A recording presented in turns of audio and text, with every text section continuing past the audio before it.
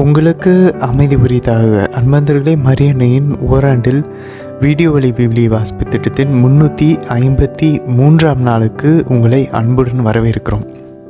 அன்பந்தர்களே, இன்றைக்கி நம்ம 12ஆம் நாளினுடைய கவுண்டவுனில் இருக்கிறோம். இன்னும் 12 days to go. இன்றைக்கி நம்ம இன்றைய தினத்திற்கான விவிலிய வாசிப்பு பகுதிக்குள்ளே போகிறதுக்கு முன்னாடி நண்பர்களே, இன்றைக்கி ஒரு அழகான ஒரு சாட்சியத்தை நம்ம பார்க்கலாம். மதுரையிலேருந்து ஒரு சகோதரியினுடைய ஒரு சாட்சியம், அது என்னன்னு சொல்லி நீங்கள் கேட்டுட்டு வாங்க. மரியே வாழ்க. என் பேர் அருள் குளோரி. நான் மதுரையிலேருந்து பேசுகிறேன். நான் ஹவுஸ் ஒய்ஃபாக தான் இருக்கேன். முதல் முறையாக நான் இந்த பைபிளை நான் முழுசாக படித்து விளக்குறையை நான் கற்றுக்கிட்டேன். என் உறவினர்களுக்கும் இதை பற்றி நான் சொல்லி அவங்களும் இந்த மரியன்னையின் விவிலிய வாசிப்பு திட்டத்தில் இணைச்சாக. அப்பப்போ பைபிள் பற்றிய கருத்துக்கள்லாம் நாங்கள் பகிர்ந்து கொள்வோம். எனக்கு பிடிச்சது திருத்தூதர் பணியில் பவுலுடையவும் பேதுருடைய மனமாற்ற அனுபவங்கள் என் வாழ்க்கையில் நிறைய மனமாற்றத்தை ஏற்படுத்துச்சு. முன்னாடிலாம் நான் சர்ச்சுக்கெல்லாம் போனேன்னா அவ்வளவா இந்த நற்செய்தி வசனங்கள்லாம் சரியாக கவனிக்கிறதே இல்லை. ஆனால் இப்போ கூர்ந்து அதை பற்றி கவனித்து அதை என் வாழ்க்கையில் உள்வாங்கி வாழ்க்கையில் பிரதிபலிச்சுக்கிறேன். நான் அதுக்கப்புறம் வீட்டில் ஜெபமாலை இருக்கும், எடுத்து ஜெபிக்கிறதெல்லாம் கிடையாது. இப்போ நான் தினமும் 4 ஜெபமாலை சமைக்கிறேன். அதனால் என் வாழ்க்கையில் அற்புத அதிசயங்கள்லாம் நிறையா நடந்திருக்குது. ஆயுள் முழுவதும் நான் ஒவ்வொரு வருடமும் பைபிள் படித்து நான் சாட்சியாக இருப்பேன். மரியே வாழ்க. நண்பர்களே, பார்த்தீங்களா எவ்வளோ அழகாக அவங்க சொல்கிறாங்கன்னு. அப்போ நிறைய பேர் 4 ஜெபமாலை ஜெபிக்க ஆரம்பிக்கிறாங்க போல் நண்பர்களே. அப்போ நம்ம இனிமேல் எந்த ஒரு காரணமும் சொல்ல முடியாது, எனக்கு டைம் இல்லை அப்படின்னு சொல்லிட்டு. நிறைய பேர் ஜெபிக்கணுன்ற மனம் இருக்குது, அவங்க ஜெபிக்க ஆரம்பிக்கிறாங்க நண்பர்களே. அவங்க பாருங்கள், இது வரைக்கும் சண்டே மாதத்தில் அவங்க இது வரைக்கும் ரீடிங்கு கேட்டது இல்லையா. ஏன்னா நம்மளுமே அப்படி தான் இருந்தோம். ஆனால் அப்போ ஒரு ஒரு அழகான ஒரு மாற்றம் வருது பாருங்களேன். இப்போல்லாம் நான் கூர்ந்து கவனிக்கிறேன், அதை என் வாழ்க்கையில் நான் பிரதிபலிக்க ட்ரை பண்ணுறேன். அதை நான் அன்றாட வாழ்க்கையில் நான் அதை ப்ராக்டிக்கலாக நான் போட ட்ரை பண்ணுறேன்னு சொல்கிறாங்க. அது மட்டும் இல்லை பாருங்கள், அவங்க சும்மா சர்வசாதாரணமாக நான் டெய்லி 4 ஜெபமாலை ஜெபிக்கிறேன் அப்படின்றாங்க. அவங்களுடைய ஃபைனலாக முடிக்கும்போது என்ன சொல்கிறாங்க பார்த்தீங்களா, என்னோடய ஆயுள் இருக்கிற வரைக்கும் நான் ஒவ்வொரு வருஷமும் ஒரு முறை பைபிளை வாசிச்சு முடிப்பேன் அப்படின்றாங்க. அன்பர்களே, எல்லாரோட கையிலையும் அவங்க வச்சுருக்க மாதிரி ஜெபமாலையும், இந்த பக்கம் இன்னொரு கையில் பைபிளையும் எல்லா குடும்ப பெண்களும், எல்லா வேலைக்கு போகிற பெண்களும் ஆண்களும் எடுக்க ஆரம்பிச்சுன்னா யோசிச்சுப்பாங்க. முதலே நம்மளுடைய திருச்சபையில் மிகப்பெரிய ஒரு எழுப்புதல் ஆரம்பிச்சிடும். வீட்டில் இருக்கவங்க எல்லாம் 4 ஜெபமாலை ஜெபிக்க ஆரம்பிக்கிறோம். வேலைக்கு போகிறவங்களாம் 4 ஜெபமாலை ஜெபிக்கிறோம். ஆண்கள் பெண்கள் எல்லாருமே பைபிளும் வாசிக்க ஆரம்பிக்கிறோன்னா வேறு லெவலில் நம்மளுடைய திருச்சபையில் ஒரு எழுப்புதல் வர ஆரம்பிலே. அதனால் அந்த சகோதரிக்கும் நன்றி. அவங்கள போல் நம்மளும் ஸ்டார்ட் பண்ணுவோம். இந்த சாட்சியம் போடுறதுக்கான ஒரே காரணம், இதை பார்க்குற நம்மளுக்கும் ஒரு உற்சாகம் வரும், ஒரு சந்தோஷம் வரும். நம்மளும் அவங்கள போல் ஓகே, அப்போ நம்மளும் இனிமேல் 4 ஜெபமாலை ஜெபிக்கலாம். நம்மளும் நம்மளோட வாழ்க்கையில் 4 ஜெபமாலை ஜெபிக்கிறது மட்டும்தான் டெஸ்டிமனின்னு சொல்ல வரல நண்பர்களே. சின்ன சின்ன விஷயங்கள் கூட பாருங்கள். நான் சண்டே மாதம் இப்போ கவனிக்கிறேன், ரீடிங் சிம்பிள், அவ்வளோதான் சாட்சியம் நண்பர்களே. இது போதும் இல்லையா, ஒரு அழகான ஒரு மாற்றம். சரி, இன்றைக்கி நம்ம 1 பேதுரு துவங்கியிருக்கோம் இல்லையா. அதில் 3ஆம் அதிகாரம், 4ஆம் அதிகாரம், 5ஆம் அதிகாரம் அதை வாசிச்சு இன்றைக்கி 1 பேதுரு புத்தகத்தை நம்ம முடிக்க போகிறோம். அதே போல் 1 தெசலோனிக்கரில் இன்றைக்கி 1ஆம் அதிகாரம், 2ஆம் அதிகாரம், 3ஆம் அதிகாரம் வாசிக்க போகிறோம். இன்றைக்கி புது புத்தகத்தை துவங்க போகிறோம், 1 தெசலோனிக்கர். முதல்ல நீதிமொழிகளில் 30ஆம் அதிகாரம் 15ஆம் வசனமும் 16ஆம் வசனமும் இன்றைக்கி நம்ம வாசிப்போம்.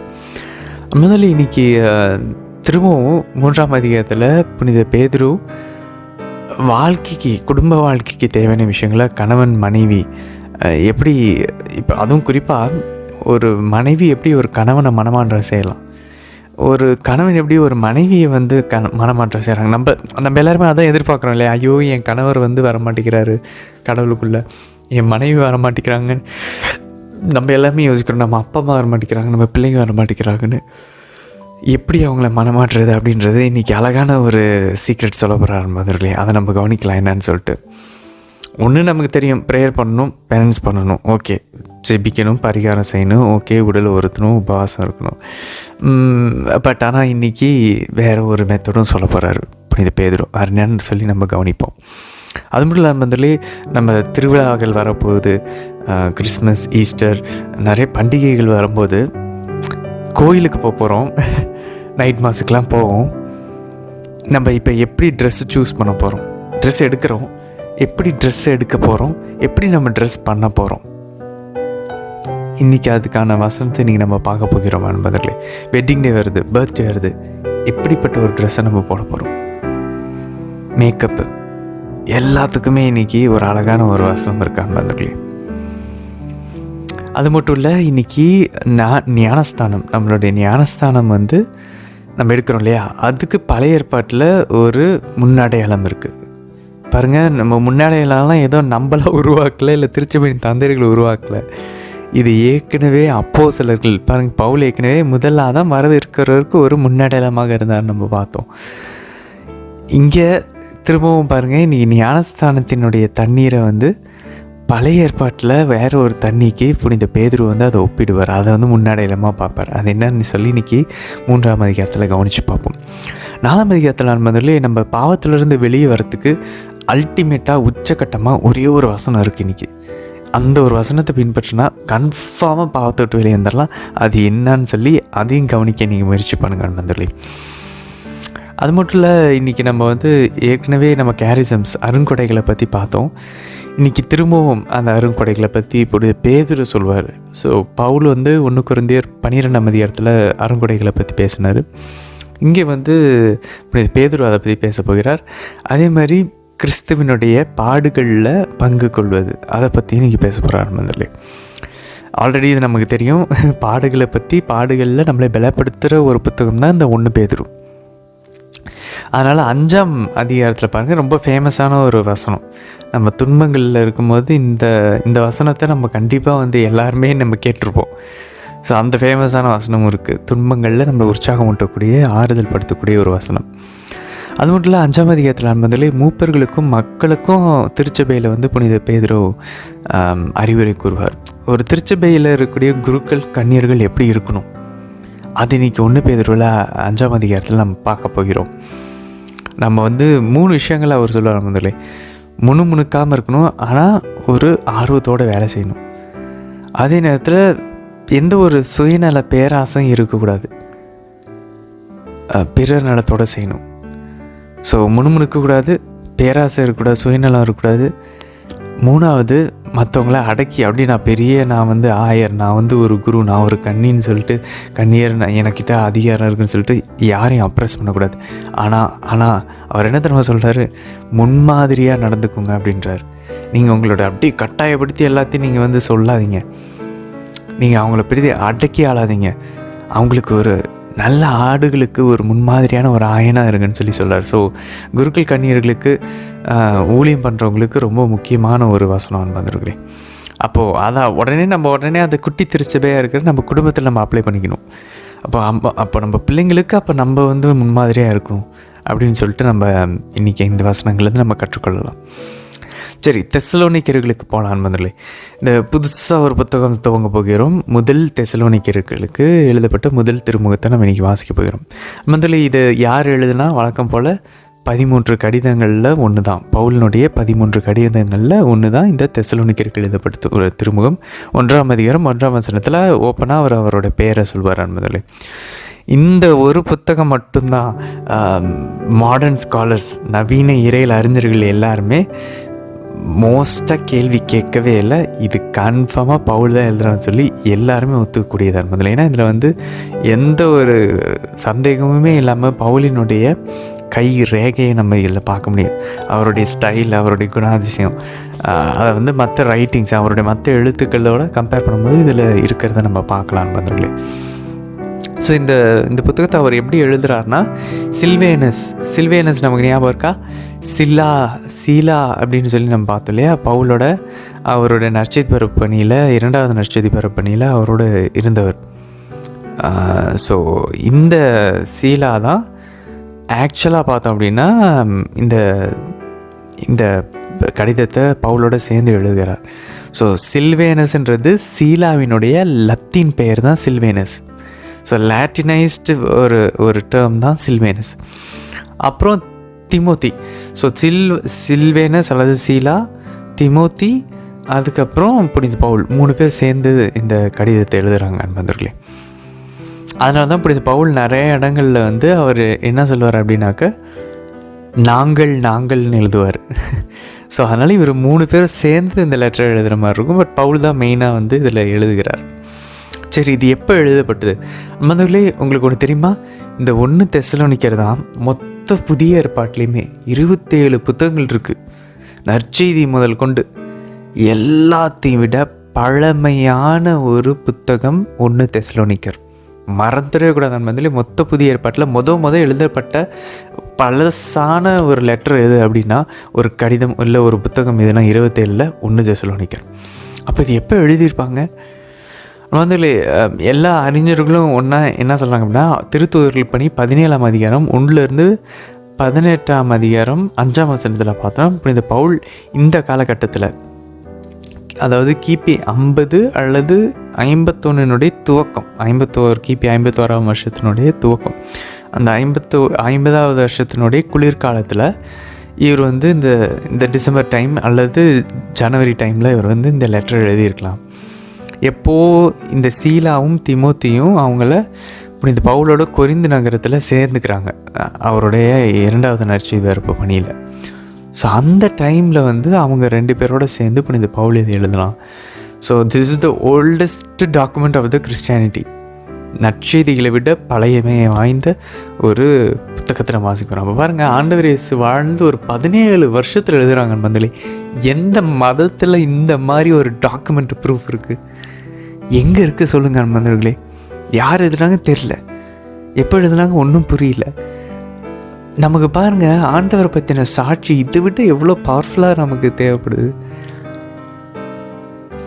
சரி, இது யாருக்கு எழுதப்பட்டது? அன்பதில் இது தெசலோனிக்கா வந்து ரொம்ப ஒரு ரொம்ப முக்கியமான ஒரு கமர்ஷியல் சிட்டி. நிறைய அந்த வணிகம் சம்மந்தப்பட்ட வணிகம் செய்யக்கூடிய ஒரு பகுதி, ஒரு நகரம் தான் இந்த தெசலோனிக்கா நகரம். இது எப்போ ஏற்படுத்தப்பட்டது? கிமு ஆண்டவர் இயேசுக்கு 316 வருஷம் முன்னாடி, கிமு 316 இந்த சிட்டியை வந்து மாசிதோனியாவினுடைய ஒரு தலைநகரமாக கிரீஸ் நாட்டுக்கு வடக்கில் இருக்கக்கூடியது இது வந்து ஏற்படுத்துகிறாங்க. கிமு 146 இது வந்து ரோமையர்களினுடைய மாசிதோனியாவினுடைய ஒரு தலைநகரமாக அந்த தெசலோனிக்காவை மாற்றுறாங்க நண்பர்களே. ஸோ இது வந்து இதில் வந்து துறைமுகமும் இருக்குது, ஏஜியன் சி அப்படின்னு சொல்லிட்டு துறைமுகமும் இருக்கிறதுனால இது ரொம்ப ஃபேமஸான ஒரு பகுதியாக இருந்திருக்கு நண்பர்களே. அது மட்டும் இல்லை, இவ்வளோ ஃபேமஸாக இருந்தால் என்ன இருக்கும்? அங்கே சிலை வழிபாடுகள் நிறையா இருக்கும் நண்பர்களே தெசலோனிக்காவில். அங்கே வந்து ஒரே ஒரு அட்லீஸ்ட் ஒரு தொழுகை கூடமாவது இருந்திருக்க வாய்ப்பு இருக்குது, அங்கே யூதர்களும் இருந்திருக்க வாய்ப்பு இருக்குது அப்படின்னு சொல்லி இறையியல் அறிஞர்கள் சொல்கிறாங்க. ஸோ இதை யார் இந்த திருச்சபை உருவாக்கினா? அன்பதிலே புனித பவுல் தான் அவருடைய 2வது தூதுவரை பயணத்தின் போது சீலாவோடும் திமோத்தியோடும் சேர்ந்து இந்த இந்த திருச்சபை வந்து கிபி 50களில் இதை வந்து ஏற்படுத்தியிருக்கலாம் அப்படின்னு சொல்லி இறையியல் அறிஞர்கள் சொல்கிறாங்க. ஸோ அவங்க ஃபஸ்ட்டு பாருங்கள், நமக்கு ஞாபகம் இருக்கா? திருத்தூதர் பணி 17ஆம் அதிகாரத்தில் நம்ம வாசித்தோம். ஃபஸ்ட்டு இவங்க நிறையா வாரங்கள் வந்து இந்த தொழுகை கூடங்களில் வந்து இவங்க கற்பிக்கிறாங்க, யூதர்கள் மனமாடுறாங்க, கிரேக்கர்களும் மனமாடுறாங்க, நிறைய பெரிய இடத்து பெண்களும் மனமாடுறாங்க. ஸோ இதை பார்த்த உடனே அங்கே இருக்கக்கூடிய யூதர்களுக்கு ஒரு சில பேருக்கு கோவம் வந்து அவங்க என்ன பண்ணுறாங்க, தெசலோனிக்காவில் ஒரு மிகப்பெரிய ஒரு கலவரத்தை ஏற்படுத்திடுறாங்க. அது வந்து அங்கேருந்து இவங்களை வந்து வெளியேற வைக்கிது. ஸோ தெசலோனிக்கா அந்த நாட்டை விட்டுட்டு வெளியே. ஸோ அதுக்கப்புறம் போய் இவங்க வெளியே வந்ததுக்கப்புறம் திருச்சபை கடும் துன்பத்துக்குள்ளாக்கப்படுது. ஸோ அப்படிப்பட்ட ஒரு திருச்சபைக்கு தான் இவர் வந்து அவங்கள ஊக்கப்படுத்துகிற மாதிரி இந்த கடிதத்தை எழுதுகிறார் நண்பர்களே. ஏன்னா அவங்க சிலை வழிபாடை விட்டுட்டு கிறிஸ்தவத்துக்குள்ளே வராங்க, அதை வந்து நிறைய பேர் எதிர்க்கிறாங்க. ஸோ அதை வந்து இன்றைக்கி நம்ம பார்க்க போகிறோம். சரி, இந்த கடிதத்தினுடைய பர்பஸும் இதனுடைய தீம்ஸு, இதனுடைய மைய கருத்தும் இதனுடைய முக்கிய சாராம்சமும் என்ன அப்படின்னு சொல்லி பார்த்தோன்னா நம்ம வந்து இது வந்து ஒரு பாஸ்டோரல் லெட்டர் அப்படின்னாங்க. அப்படின்னா ஒரு ஆடுகளுக்காக எழுதக்கூடிய ஒரு அறிவுரை கடிதம் அப்படின்னு சொல்லி இதை பார்க்கலாம் நண்பர்களே. ஸோ இது வந்து ரீசெண்டாக மனம் மாறியவர்கள் திடீர்னு ஆயர்கள் விட்டுட்டு வெளியேறப்படுகிறார்கள். ஏன்னா அவங்கள கொல்றதுக்கு ட்ரை பண்ணுறாங்க, இவங்க வெளியேற்றப்படுகிறார்கள். அப்போது தனியாக தவிச்சிக்கிட்டு இருக்கிற ஒரு திருச்சபைக்கு எழுதப்படக்கூடிய ஒரு அழகான ஒரு கடிதம் தான் இது நண்பர்களே. ஸோ புனித பவுல் வந்து உடல் அளவில் அவங்கள விட்டு பிரிஞ்சிருந்தாலும் அவங்க விட்டு திரும்பி வந்து அவங்கள பார்க்கணுன்னு சொல்லிட்டு ரொம்ப ஏக்கத்தை வெளிப்படுத்தக்கூடிய ஒரு அழகான ஒரு திருமுகம். ஸோ அவங்கள உற்சாகப்படுத்துறதுக்கு, அவங்கள இன்னும் தூய்மையாக அன்போடு இருக்கிறதுக்காகவும், இந்த துன்பத்துக்கு மத்தியில் அவங்களுடைய உயிர்த்தெழுதலை நினைவூட்டி ஆண்டவருக்காக பொறுமையோட காத்திருக்க சொல்லியும், நடுவில் நிறைய மகிழ்ச்சியும் நன்றியும் உற்சாகமும் தெரிவிக்கக்கூடிய பகுதிகள் நிறையா இன்றைக்கி இந்த கடிதத்தில் நம்ம பார்க்கலாம் நண்பர்களே. அது மட்டும் இல்லை, புனித பவுல் வந்து இந்த தெசலோனிக்கர்களை வந்து பாராட்டுவார் அவங்களுடைய இறையியல் பண்புகளுக்காக. ஸோ அதுவும் இன்றைக்கி நம்ம பார்க்க போகிறோம். முதல்ல இது வந்து மோஸ்ட்டாக இதை வந்து ஒரு பர்சனலான லெட்டர் அப்படின்னு சொல்லி சொல்கிறாங்க. இது பர்சனலாக புனித பவுல் எழுதின ஒரு கடிதம் அப்படின்னு சொல்லி பார்க்குறாங்க. அதனால் இதில் டீச்சிங்ஸ் இருக்கும், பட் ஆனால் மோஸ்ட்டாக ஒரு தனிப்பட்ட ஒரு பகிர்வு தான் இருக்கும். ஒரு போதனைகள்னு பார்த்தோன்னா கொஞ்சம் கம்மியாக தான் இருக்கும். முதல்ல இப்போ ரோமியர்லாம் எடுத்துக்கிட்டோன்னா ஃபுல்லாக போதனைகள் தான், கொரிந்தியர் ஃபுல்லாமே டீச்சிங் தான். ஆனால் இங்கே பார்த்தீங்கன்னாக்கா ஒரு தனிப்பட்ட ஒரு மனசுலேருந்து ஒரு பகிர்ந்தக்கூடிய விஷயங்கள் எல்லாத்தையும் இன்றைக்கி நம்ம பார்க்க போகிறோம். அது மட்டும் இல்லை, அட்லீஸ்ட் ஒரு முறையாவது ஒரு அதிகாரத்திலேயாவது ஆண்டவர் இயேசு கிறிஸ்துவனுடைய 2ஆம் வருகையை பற்றி அவர் சொல்லிடுவார் இந்த தெசலோனிக்கருக்கு எழுதப்பட்ட திருமுகத்தில் முதல்ல. ஸோ இது வந்து தெசலோனிக்கர்களுக்கு ஒரு பலத்தை ஊட்டக்கூடிய ஒரு விஷயமாக அமைகிறது. அது மட்டும் இல்லை, அவங்க புனித பவுல் சொல்வார், ஆண்டவர் திரும்பி வரும்போது நாங்கள் உங்களை குறித்து கொண்டிருக்கக்கூடிய நம்பிக்கையில் எங்களுக்கு ரொம்ப பெருமையாக இருக்குது அப்படின்னு சொல்லி புனித பவுல் கூறுவதை நம்ம பார்க்க போகிறோம் நண்பர்களே. அது மட்டும் இல்லை, கடவுள் எப்படி ஆண்டவர் இயேசு கிறிஸ்து எப்படி உயிர்த்தெழுந்தாரோ அதே போல் உங்களையும் உயிர்த்தெழ வைப்பார். அதனால் தைரியமாக இருங்க அப்படின்னு சொல்லிட்டு புனித பவுல் வந்து சொல்ல போகிறார் நண்பர்களே. இன்றைக்கி இதெல்லாம் தான் நம்ம இன்றைக்கி பார்க்க போகிறோம் இந்த தெசலோனிக்கர்களுடைய இந்த திருமுகத்தில். குறிப்பாக இன்றைக்கி 1ஆம் அதிகாரத்தில் நண்பர்களே, இந்த இறையியல் பண்புகள்னு சொன்னோம் இல்லையா, நமக்கு நல்லா தெரிஞ்சிருக்கணும். தியாலஜிக்கல் வர்ச்சூஸ் அப்படின்னு சொல்லுவாங்க. ஸோ மொத்தம் கார்டினல் வர்ச்சூஸ் 4 இருக்குது. முக்கியமான நற்பண்புகள் 4 இருக்குது. விவேகம் அல்லது ப்ரூடன்ஸ், அதுக்கப்புறம் ஃபார்ட்டிடியூட் திடம். ப்ரூடன்ஸ் அப்படின்றது ஒரு விஷயத்தை எப்படி செய்யணும் அப்படின்றதுக்கான அந்த வழி நமக்கு தெரியுதுன்னா அது வந்து அந்த முன்மதின்னு சொல்லுவோம், இல்லைனாக்கா விவேகம்னு சொல்லலாம், ப்ரூடன்ஸ். அதுக்கப்புறம் ஃபார்ட்டிடியூடுன்றது ஒரு திடம், கஷ்டமான விஷயங்களை எடுத்து செய்கிறது. இப்போ ஒரு ஜெபிக்கிறது, ஒரு காலையில் எந்திரிக்கிறது, இல்லை நைட்டு வந்து முழிச்சது ஜெபிக்கிறது. ஸோ இந்த உடல் கஷ்டத்தை ஏற்றுக்கிறது ஃபார்ட்டிடியூட். 3வது பார்த்திங்கனாக்கா டெம்பரன்ஸ். டெம்பரன்ஸ்னால் நிதானம். இப்போது இன்பங்கள், உடலின் இன்பங்கள் கொடுக்குறோன்னு வச்சுக்கோங்களேன். தூக்கமாக இருக்கலாம், இல்லை சாப்பாடாக இருக்கலாம், இல்லை இச்சையாக இருக்கலாம். ஸோ இதில் எல்லாத்துலேயுமே இதெல்லாம் நல்லது தான். தூக்கம், சாப்பாடு, உறவுகள், தாம்பத்திய உறவுலாம் வந்து தப்பு கிடையாது. ஸோ இதெல்லாம் கடவுள் கொடுத்தது. ஆனால் இதை வந்து கரெக்டாக நம்ம வந்து ஒரு லெவலில் வைக்கிறோமா, இல்லை அது கட்டுக்கடங்காமல் போகுதா? ஸோ அந்த எல்லா ப்ளஷர்ஸையும் மாடரேட் பண்ணுறது தான் temperance. So prudence, fortitude, temperance 3 விஷயங்கள் நம்ம பார்த்துருக்கோம். 4வது ஜஸ்டிஸ் அன்பர்களே. ஸோ ஜஸ்டிஸ் அப்படின்னா நீதி, மற்றவர்களுக்கு உரியதை அவங்களுக்கு கொடுக்கறது தான் அந்த justice. Rendering what is due to others.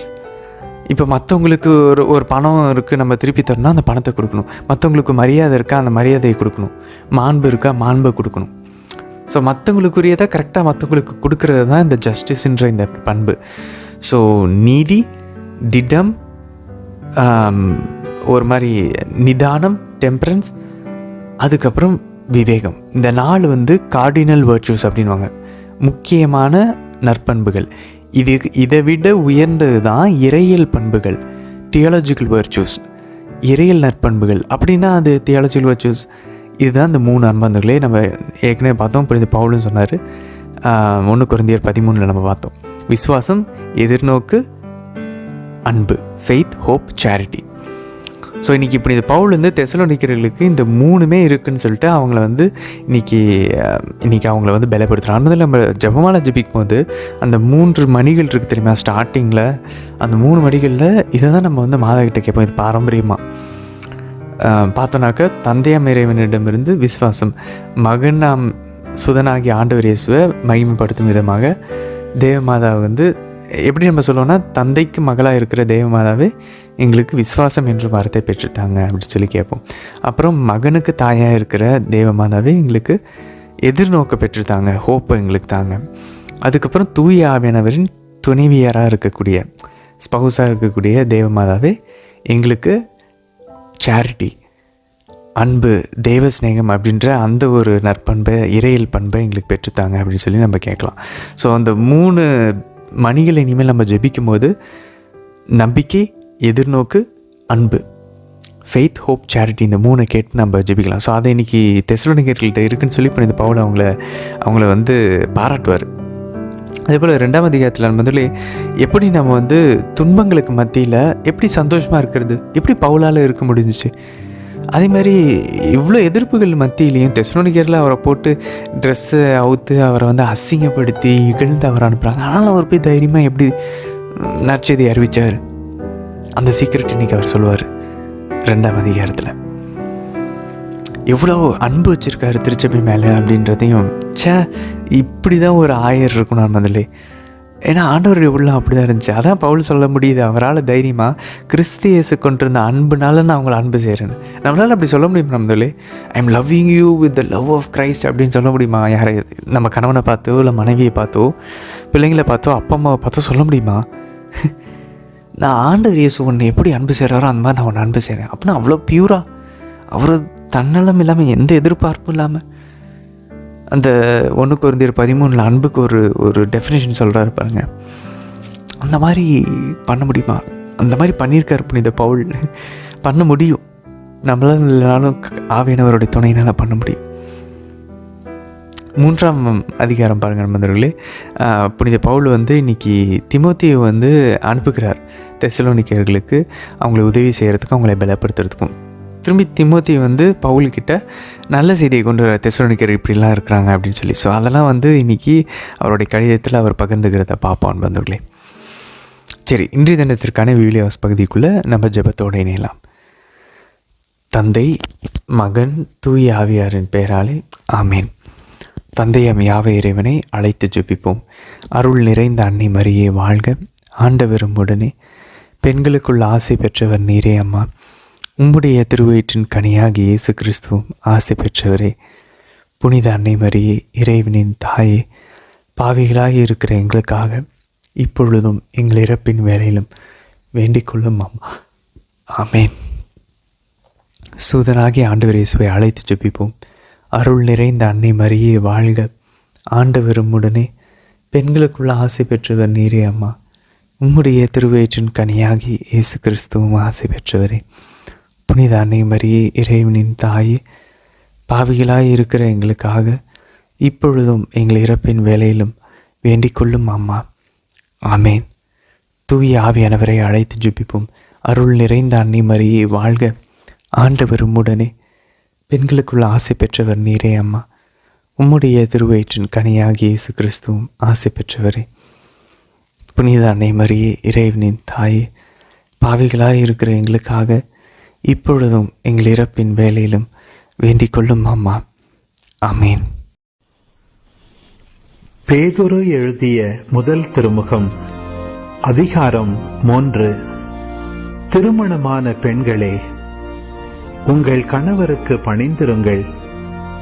இதனால் அவர்களுள் சிலர் கடவுளுடைய வார்த்தையை ஏற்காதிருந்தாலும் மரியாதையுடைய உங்கள் தூய நடத்தையை கண்டு கவரப்பட்டு நல்வழிப்படுத்தப்படுவர். அப்போது வார்த்தையே தேவைப்படாது.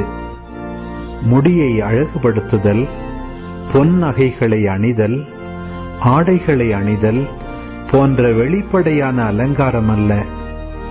மாறாக மனித உள்ளத்தில் மறைந்திருக்கும் பண்புகளாகிய பணிவும் அமைதியுமே உங்களுக்கு அழியாத அலங்காரமாயிருக்கட்டும். கடவுள் பார்வையில் அதுவே விலை உயர்ந்தது. முற்காலத்தில் கடவுள் மேல் நம்பிக்கை கொண்டிருந்த தூய பெண்களும் இவ்வாறுதான் தங்களை அணி செய்து கொண்டார்கள். தங்கள் கணவருக்கு பணிந்திருந்தார்கள். அவ்வாறே சாரா ஆபிரகாமை தலைவர் என்றழைத்து அவருக்கு கீழ்ப்படிந்திருந்தார். நீங்களும் நன்மை செய்து எவ்வகை அச்சுறுத்தலுக்கும் அஞ்சாதிருப்பீர்கள் என்றால் சாராவின் புதல்வியராயிருப்பீர்கள்.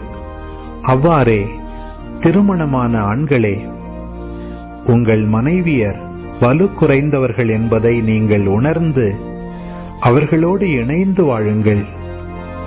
வாழ்வு தரும் அருளுக்கு உடன் உரிமையாளராக இருப்பதால் அவர்களுக்கு மதிப்பு கொடுங்கள். அப்போதுதான் நீங்கள் தடையின்றி இறைவேண்டல் செய்ய முடியும். இறுதியாக நீங்கள் எல்லாரும் ஒருமனப்பட்டிருங்கள். பிறரிடம் இரக்கமும் சகோதர அன்பும் பரிவுள்ளமும் மனத்தாழ்மையும் கொண்டிருங்கள். தீமைக்கு பதில் தீமை செய்யாதீர்கள். பழிச்சொல்லுக்கு பழிச்சொல் கூறாதீர்கள். மாறாக ஆசி கூறுங்கள். ஏனென்றால் கடவுள் வாக்களித்த ஆசியை உரிமையாக்கிக் கொள்வதற்கே அழைக்கப்பட்டிருக்கிறீர்கள். வாழ்க்கையில் இன்பம் காணவும் நல்ல நாள்களை காணவும் விரும்புவோர் தீச்சொல்லி நின்று தம் நாவை காத்துக்கொள்க. வஞ்சக மொழியை தம் வாயை விட்டு விலக்கிடுக. தீமையை விட்டு விலகி நன்மை செய்க. நல்வாழ்வை நாடி அதை அடைவதிலே கருத்து கொள்க. ஏனெனில் ஆண்டவரின் கண்கள் நேர்மையானவர்களை நோக்குகின்றன. அவர் செவிகள் அவர்களது மன்றாட்டை கேட்கின்றன. ஆண்டவரின் முகமோ தீமை செய்வோருக்கு எதிராக இருக்கின்றது. நன்மை செய்வதில் நீங்கள் ஆர்வமுடையவர்களாயிருந்தால் உங்களுக்கு தீமை செய்ய போகிறவர் யார்? நீதியின் பொருட்டு துன்புற வேண்டியிருப்பினும் நீங்கள் பேறு பெற்றவர்களே.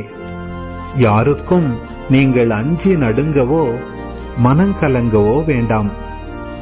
உங்கள் உள்ளத்தில் கிறிஸ்துவை ஆண்டவராக கொண்டு அவரை தூயவரென போற்றுங்கள். நீங்கள் எதிர்நோக்கி இருப்பதை குறித்து யாராவது விளக்கம் கேட்டால் விடையளிக்க நீங்கள் எப்பொழுதும் ஆயத்தமாயிருங்கள். ஆனால் பணிவோடும் மரியாதையோடும் விடையளியுங்கள். உங்கள் மனச்சான்றும் குற்றமற்றதாயிருக்கட்டும். அப்பொழுது உங்கள் கிறிஸ்தவ நன்னடத்தையை பழிக்கிறவர்கள் உங்களை இழிவாக பேசியதை குறித்து வெட்கப்படுவார்கள். ஏனெனில் தீமை செய்து துன்புறுவதை விட கடவுளுக்கு திருவுளமானால் நன்மை செய்து துன்புறுவதே மேல். கிறிஸ்துவும் உங்கள் பாவங்களின் பொருட்டு ஒரே முறையாக இறந்தார். அவர் உங்களை கடவுளிடம் கொண்டு சேர்க்கவே இறந்தார். நீதியுள்ளவராகிய அவர் நீதியற்றவர்களுக்காக இறந்தார். மனித இயல்போடிருந்த அவர் இறந்தார் எனினும் ஆவிக்குரிய இயல்புடையவராய் உயிர் பெற்றெழுந்தார்.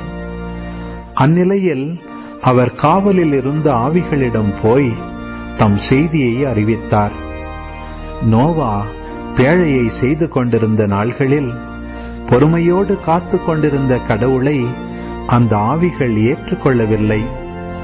சிலர், அதாவது 8 பேர் மட்டும் அந்த பேழையில் தண்ணீர் வழியாக காப்பாற்றப்பட்டனர். அந்த தண்ணீரானது திருமுழுக்கிற்கு முன்னடையாளம். இத்திருமுழுக்கு உடலின் அழுக்கை போக்கும் செயல் அல்ல. அது குற்றமற்ற மனச்சான்றுடன் கடவுளுக்கு தரும் வாக்குறுதியாகும். இது இயேசு கிறிஸ்துவின் உயிர்த்தெழுதல் வழியாக இப்போது உங்களுக்கு மீட்பளிக்கிறது. அவர் வானதூதர்களையும் அதிகாரங்களையும் வல்லமைகளையும் தமக்கு பணிய வைத்து விண்ணுலகம் சென்று கடவுளின் வலப்பக்கத்தில் இருக்கிறார். பேதுரு எழுதிய முதல் திருமுகம், அதிகாரம் 4. எனவே கிறிஸ்து தம் ஊனுடலில் துன்புற்றார். அப்பொழுது அவர் கொண்டிருந்த மனநிலையை நீங்களும் படைக்கலமாக பூண்டு கொள்ளுங்கள். ஊனுடலில் துன்புறுவோர் பாவத்தை விட்டுவிடுகின்றனர். அவர்கள் தங்கள் ஊனுடல் வாழ்வின் எஞ்சிய காலமெல்லாம் மனிதருடைய தீய நாட்டங்களுக்கு இசையாமல் கடவுளின் திருவுளப்படி வாழ்கின்றார்கள். பிற இனத்தினர் செய்ய விரும்புவதையெல்லாம் நீங்கள் கடந்த காலத்தில் செய்து வந்தது போதும். அப்பொழுது நீங்கள் காமவெறி, இச்சை, மதுமயக்கம், களியாட்டம், குடிவெறி, வெறுப்புக்குரிய சிலை வழிபாடு ஆகியவற்றில் காலத்தை கழித்தீர்கள். இப்போதோ நீங்கள் அவர்களோடு சேர்ந்து அத்தகைய தாறுமாறான வழிகளில் நடப்பதில்லை. இதை அவர்கள் கண்டு வியப்படைகிறார்கள். இதனால் உங்களை பழிக்கிறார்கள். ஆனால் உயிருள்ளோருக்கும் இறந்தோருக்கும் தீர்ப்பளிக்க ஆயத்தமாயிருப்பவருக்கு அவர்கள் கணக்கு கொடுப்பார்கள். இறந்தோர் ஊனுடலில் மனிதருக்குரிய தீர்ப்பு பெறுவர். ஆவியில் கடவுளுக்குரிய வாழ்வு பெறுவர். இதற்காகவே இறந்தோருக்கும் நற்செய்தி அறிவிக்கப்பட்டது. எல்லாவற்றிற்கும் முடிவு நெருங்கிவிட்டது. எனவே இறைவனிடம் வேண்டுதல் செய்யுமாறு கட்டுப்பாடோடும் அறிவு தெளிவோடும் இருங்கள். எல்லாவற்றுக்கும் மேலாக ஒருவருக்கொருவர் ஆழ்ந்த அன்பு காட்டுங்கள். ஏனெனில் அன்பு திரளான பாவங்களையும் போக்கும். முணுமுணுக்காமல் ஒருவருக்கொருவர் விருந்தோம்புங்கள். நீங்கள் கடவுளுடைய பல்வகை அருள் கொடைகளின் சீரிய பொறுப்பாளர்கள். எனவே உங்களுள் ஒவ்வொருவரும் தாம் பெற்றுக்கொண்ட அருட்கொடையை பயன்படுத்தி ஒருவருக்கொருவர் பணிபுரியுங்கள். ஒருவர் பேசும் கொடையை பெற்றிருந்தால் அவரது பேச்சு கடவுளுடைய வார்த்தைகளைப் போல் இருக்கட்டும். ஒருவர் பணி செய்யும் கொடையை பெற்றிருந்தால் கடவுள் அருளும் ஆற்றலை பெற்றவர் போல் பணி செய்யட்டும். இவ்வாறு இயேசு கிறிஸ்துவின் வழியாக கடவுள் அனைத்திலும் பெருமை பெறுவார். அவருக்கே மாட்சியும் வல்லமையும் என்றென்றும் உரித்தாகுக. ஆமேன். அன்புக்குரியவர்களே, துன்பத் தீயில் நீங்கள் சோதிக்கப்படும் போது ஏதோ எதிர்பாராதது நேர்ந்துவிட்டதென வியக்காதீர்கள். மாறாக கிறிஸ்துவின் துன்பங்களில் நீங்கள் இத்துணை பங்கு கொள்கிறீர்கள் என எண்ணி மகிழுங்கள். அப்பொழுது கிறிஸ்துவின் மாட்சி வெளிப்படும் வேளையில் இன்னும் மகிழ்ந்து பேருவகை கொள்வீர்கள். கிறிஸ்துவின் பொருட்டு பிறர் உங்கள் மீது வசை கூறும்போது நீங்கள் பேறு பெற்றவர்கள். ஏனெனில் கடவுளின் மாட்சிமிக்க தூய ஆவி உங்கள் மேல் தங்கும். ஆனால் உங்களுக்கு வரும் துன்பங்கள் நீங்கள் கொலைஞராகவோ திருடராகவோ தீமை செய்பவராகவோ பிறர் காரியங்களில் தலையிடுபவராகவோ இருப்பதால் வந்தவையாயிருக்கக்கூடாது. மாறாக நீங்கள் கிறிஸ்தவராயிருப்பதால் துன்புற்றால் அதற்காக வெட்கப்படலாகாது. அந்த பெயரின் பொருட்டு கடவுளை போற்றி புகழுங்கள். ஏனெனில் தீர்ப்புக்கான காலம் கடவுளின் வீட்டாரிடத்தில் தொடங்கிவிட்டது.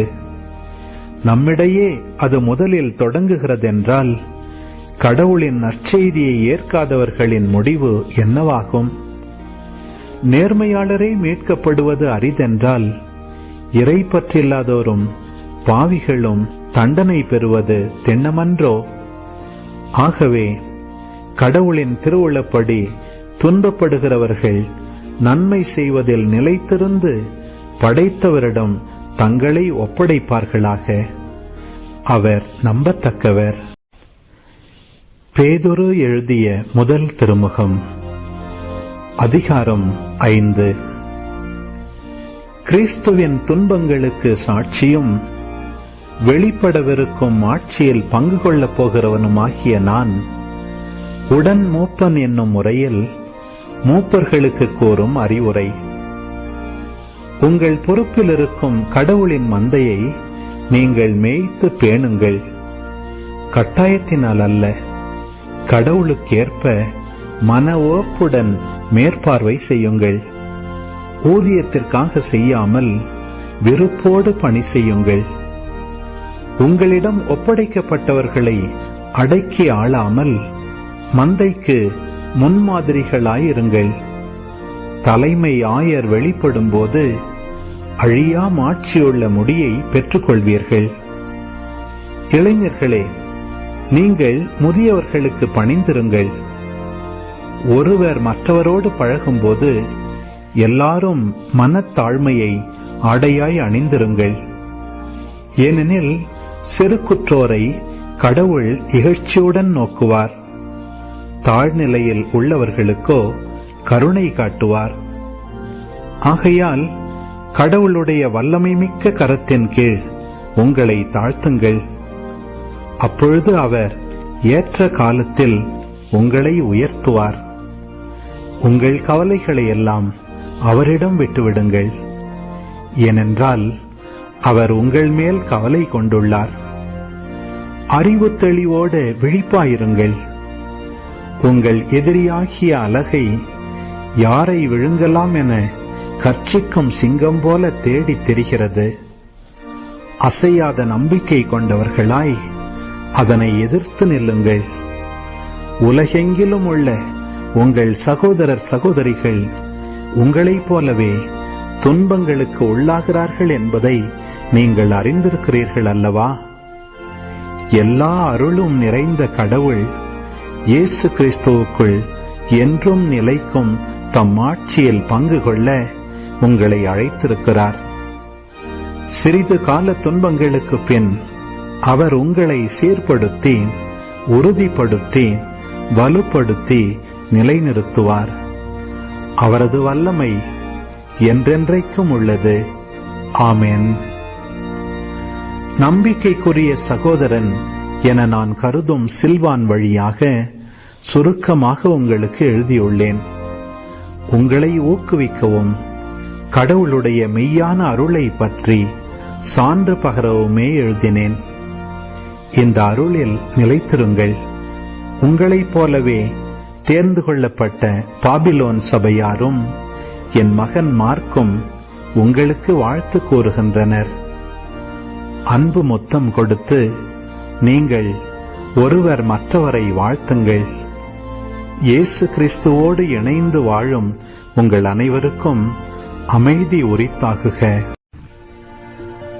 தெசலோனிக்கருக்கு எழுதிய முதல் திருமுகம், அதிகாரம் 1. தந்தையாம் கடவுளோடும் ஆண்டவராம் இயேசு கிறிஸ்துவோடும் இணைந்து வாழ்கின்ற தெசலோனிக்க சபைக்கு பவுலும் சில்வானும் திமோத்தேயுவும் எழுதுவது. உங்களுக்கு அருளும் அமைதியும் உரித்தாகுக. நாங்கள் இறைவனிடம் வேண்டும் பொழுது இடைவிடாது உங்களை நினைத்து உங்கள் அனைவருக்காகவும் என்றும் கடவுளுக்கு நன்றி கூறுகிறோம். செயலில் வெளிப்பட்ட உங்கள் நம்பிக்கையையும் அன்பினால் உந்தப்பட்ட உங்கள் உழைப்பையும் ஆண்டவர் இயேசு கிறிஸ்துவை எதிர்நோக்கியிருப்பதால் நீங்கள் பெற்றுள்ள உங்கள் மன உறுதியையும் நம் தந்தையாம் கடவுள் முன் நினைவு கூறுகிறோம். கடவுளின் அன்புக்குரிய சகோதர சகோதரிகளே, நீங்கள் தேர்ந்து கொள்ளப்பட்டவர்கள் என்பது எங்களுக்கு தெரியும். ஏனெனில் நாங்கள் நற்செய்தியை உங்களுக்கு வெறும் சொல்லளவில் அன்றி தூய ஆவி தரும் வல்லமையோடும் மிகுந்த உள்ள உறுதியோடும் கொண்டு வந்தோம். உங்கள் பொருட்டு நாங்கள் உங்களிடையே எவ்வாறு நடந்து கொண்டோம் என்பதும் உங்களுக்கு தெரியும். மிகுந்த வேதனை நடுவிலும் நீங்கள் தூய ஆவி அருளும் மகிழ்வோடு இறை வார்த்தையை ஏற்றுக்கொண்டீர்கள். இவ்வாறு எங்களைப் போலவும் ஆண்டவரைப் போலவும் நடப்பவரானீர்கள். மாசிதோனியாவிலும் அக்காயாவிலும் உள்ள நம்பிக்கை கொண்டோர் அனைவருக்கும் முன்மாதிரியானீர்கள். எப்படியெனில் ஆண்டவருடைய வார்த்தை உங்கள் நடுவிலிருந்தே பரவியது. கடவுள் மீது நீங்கள் நம்பிக்கை கொண்டிருப்பது மாசிதோனியாவிலும் அக்காயாவிலும் மட்டுமல்ல, எல்லா இடங்களிலும் தெரிய வந்துள்ளது. எனவே இதை பற்றி நாங்கள் எடுத்துச் சொல்ல வேண்டிய தேவையே இல்லை. நாங்கள் உங்களிடம் வந்தபோது எவ்வாறு நீங்கள் எங்களை வரவேற்றீர்கள் என்று அவர்களே கூறுகிறார்கள். நீங்கள் எவ்வாறு சிலைகளை விட்டுவிட்டு உண்மையான வாழும் கடவுளுக்கு ஊழியம் புரிய கடவுளிடம் திரும்பி வந்தீர்கள் என்றும் கூறி வருகிறார்கள். இவ்வாறு நீங்கள் வானினின்று வரும் அவருடைய மகன் இயேசுவுக்காக காத்திருக்கிறீர்கள். அவரே வரப்போகும் சினத்திலிருந்து நம்மை மீட்பவர். இறந்த அவரையே தந்தை உயிர்த்தெழச் செய்தார். தெசலோனிக்கருக்கு எழுதிய முதல் திருமுகம், அதிகாரம் 2. சகோதர சகோதரிகளே, நாங்கள் உங்களிடம் வந்த நோக்கம் வீணாகவில்லை என்பது உங்களுக்கே தெரியும். உங்களிடம் வரும் முன்பே பிலிப்பி நகரில் நாங்கள் துன்புற்றோம், இழிவாக நடத்தப்பட்டோம் என்பது உங்களுக்கு தெரியும். இருப்பினும் பெரும் எதிர்ப்புக்கிடையில் கடவுளுடைய நற்செய்தியை உங்களுக்கு அறிவிக்க நம் கடவுளிடமிருந்து துணிவு பெற்றோம். எங்கள் அறிவுரைகள் தவற்றையோ கெட்ட எண்ணத்தையோ வஞ்சகத்தையோ அடிப்படையாக கொண்டவை அல்ல. நாங்கள் தகுதியுடையவர்கள் என கருதி நற்செய்தியை கடவுளே எங்களிடம் ஒப்படைத்தார். அதற்கேற்ப நாங்கள் பேசுகிறோம், மனிதர்களுக்கு அல்ல. எங்கள் இதயங்களை சோதித்தறியும் கடவுளுக்கே உகந்தவர்களாயிருக்க பார்க்கிறோம். நாங்கள் என்றும் போலியாக உங்களை புகழ்ந்ததே இல்லை. இது உங்களுக்கு தெரிந்ததே. போதனை என்னும் போர்வையில் நாங்கள் பொருள் பறிக்க பார்க்கவில்லை. இதற்கு கடவுளே சாட்சி. கிறிஸ்துவின் திருத்தூதர்கள் என்னும் முறையில் நாங்கள் உங்களிடம் மிகுதியாக எதிர்பார்த்திருக்க முடியும்.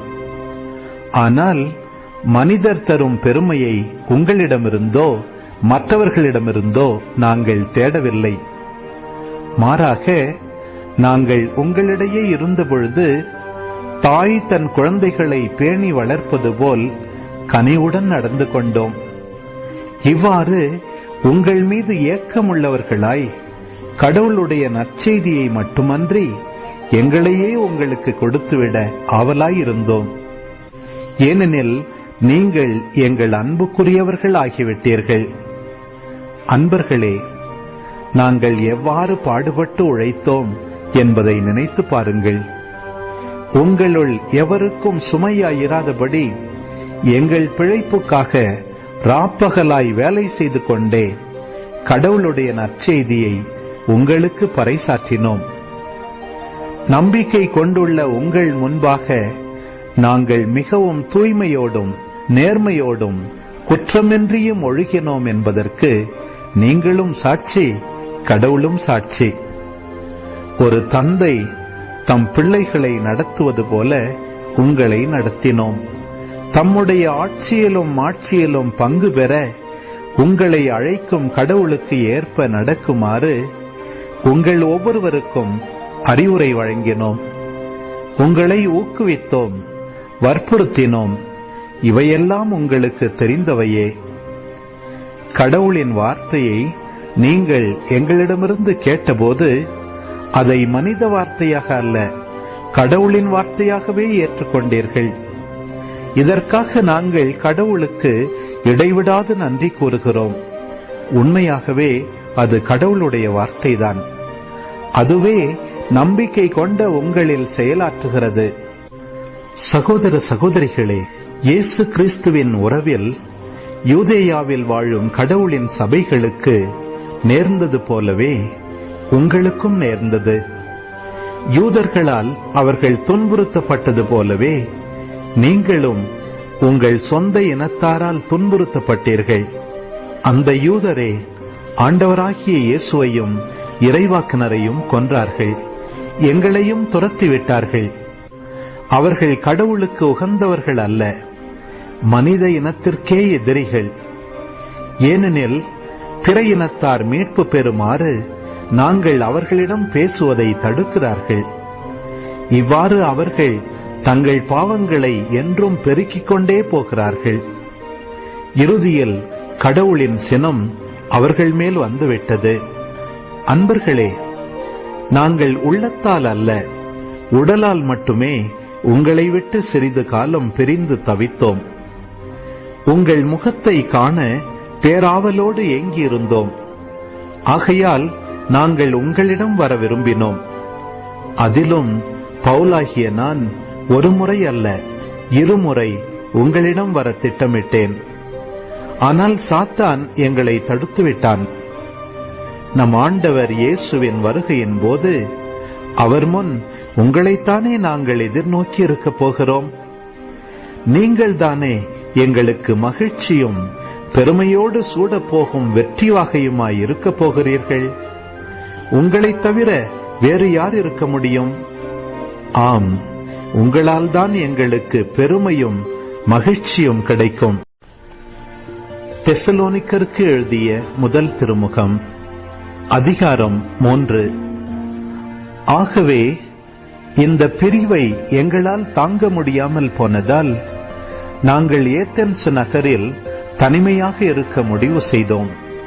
நம் சகோதரரும் கிறிஸ்துவை பற்றிய நற்செய்தியை அறிவிக்கும் கடவுளின் உடன் உழைப்பாளருமாகிய திமோத்தேயுவை உங்களிடம் அனுப்பினோம்.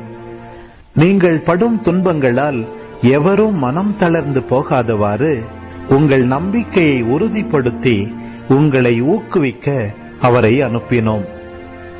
துன்பங்கள் வந்தே தீரும் என்பது உங்களுக்கு தெரியும். நாம் துன்பப்படத்தான் வேண்டும் என்று நாங்கள் உங்களோடு இருந்தபொழுதே உங்களுக்கு சொன்னோம். அவ்வாறே நடந்திருக்கிறது. இதுவும் உங்களுக்கு தெரியும். ஆகவே நமது பிரிவை தாங்க முடியாமல் உங்கள் நம்பிக்கையை பற்றி அறிந்து கொள்ள திமோத்தேயுவை அனுப்பினேன். ஏனெனில் சோதிப்பவன் உங்களை சோதனைக்குட்படுத்திவிட்டானோ என்றும் அதனால் எங்கள் உழைப்பு வீணாகிவிட்டதோ என்றும் அஞ்சினேன். ஆனால் இப்பொழுது திமோத்தேயு உங்களிடமிருந்து திரும்பி எங்களிடம் வந்துவிட்டார். உங்களுடைய நம்பிக்கையையும் அன்பையும் குறித்து நல்ல செய்தி சொன்னார். நாங்கள் உங்களை காண ஏங்குவது போல நீங்களும் எங்களை காண விழைவதாகவும் எப்பொழுதும் எங்களை அன்போடு நினைவு கூறுவதாகவும் அறிவித்தார். ஆகையால் அன்பர்களே, எங்கள் இன்னல் இடுக்கண்கள் நடுவிலும் உங்களது நம்பிக்கையை கண்டு உங்களால் நாங்கள் ஆறுதல் அடைகிறோம். நீங்கள் ஆண்டவரோடு உள்ள உறவில் நிலைத்திருக்கிறீர்கள் என்று அறிந்ததும் எங்களுக்கு உயிர் வந்தது. நம் கடவுள் முன்னிலையில் உங்களால் நாங்கள் பெருமகிழ்ச்சி அடைகிறோம். அதற்காக உங்கள் பொருட்டு எத்தகைய நன்றியை அவருக்கு கைமாறாக காட்ட இயலும்? நாங்கள் உங்கள் முகத்தை காணவும் உங்கள் நம்பிக்கையில் குறைவாக உள்ளவற்றை நிறைவாக்கவும் அல்லும் பகலும் மிகுந்த ஆர்வமுடன் மன்றாடுகிறோம். இப்பொழுது நம் தந்தையாம் கடவுளும் நம் ஆண்டவராம் இயேசுவும் உங்களிடம் வருவதற்கான வழியை எங்களுக்கு காட்டுவார்களாக.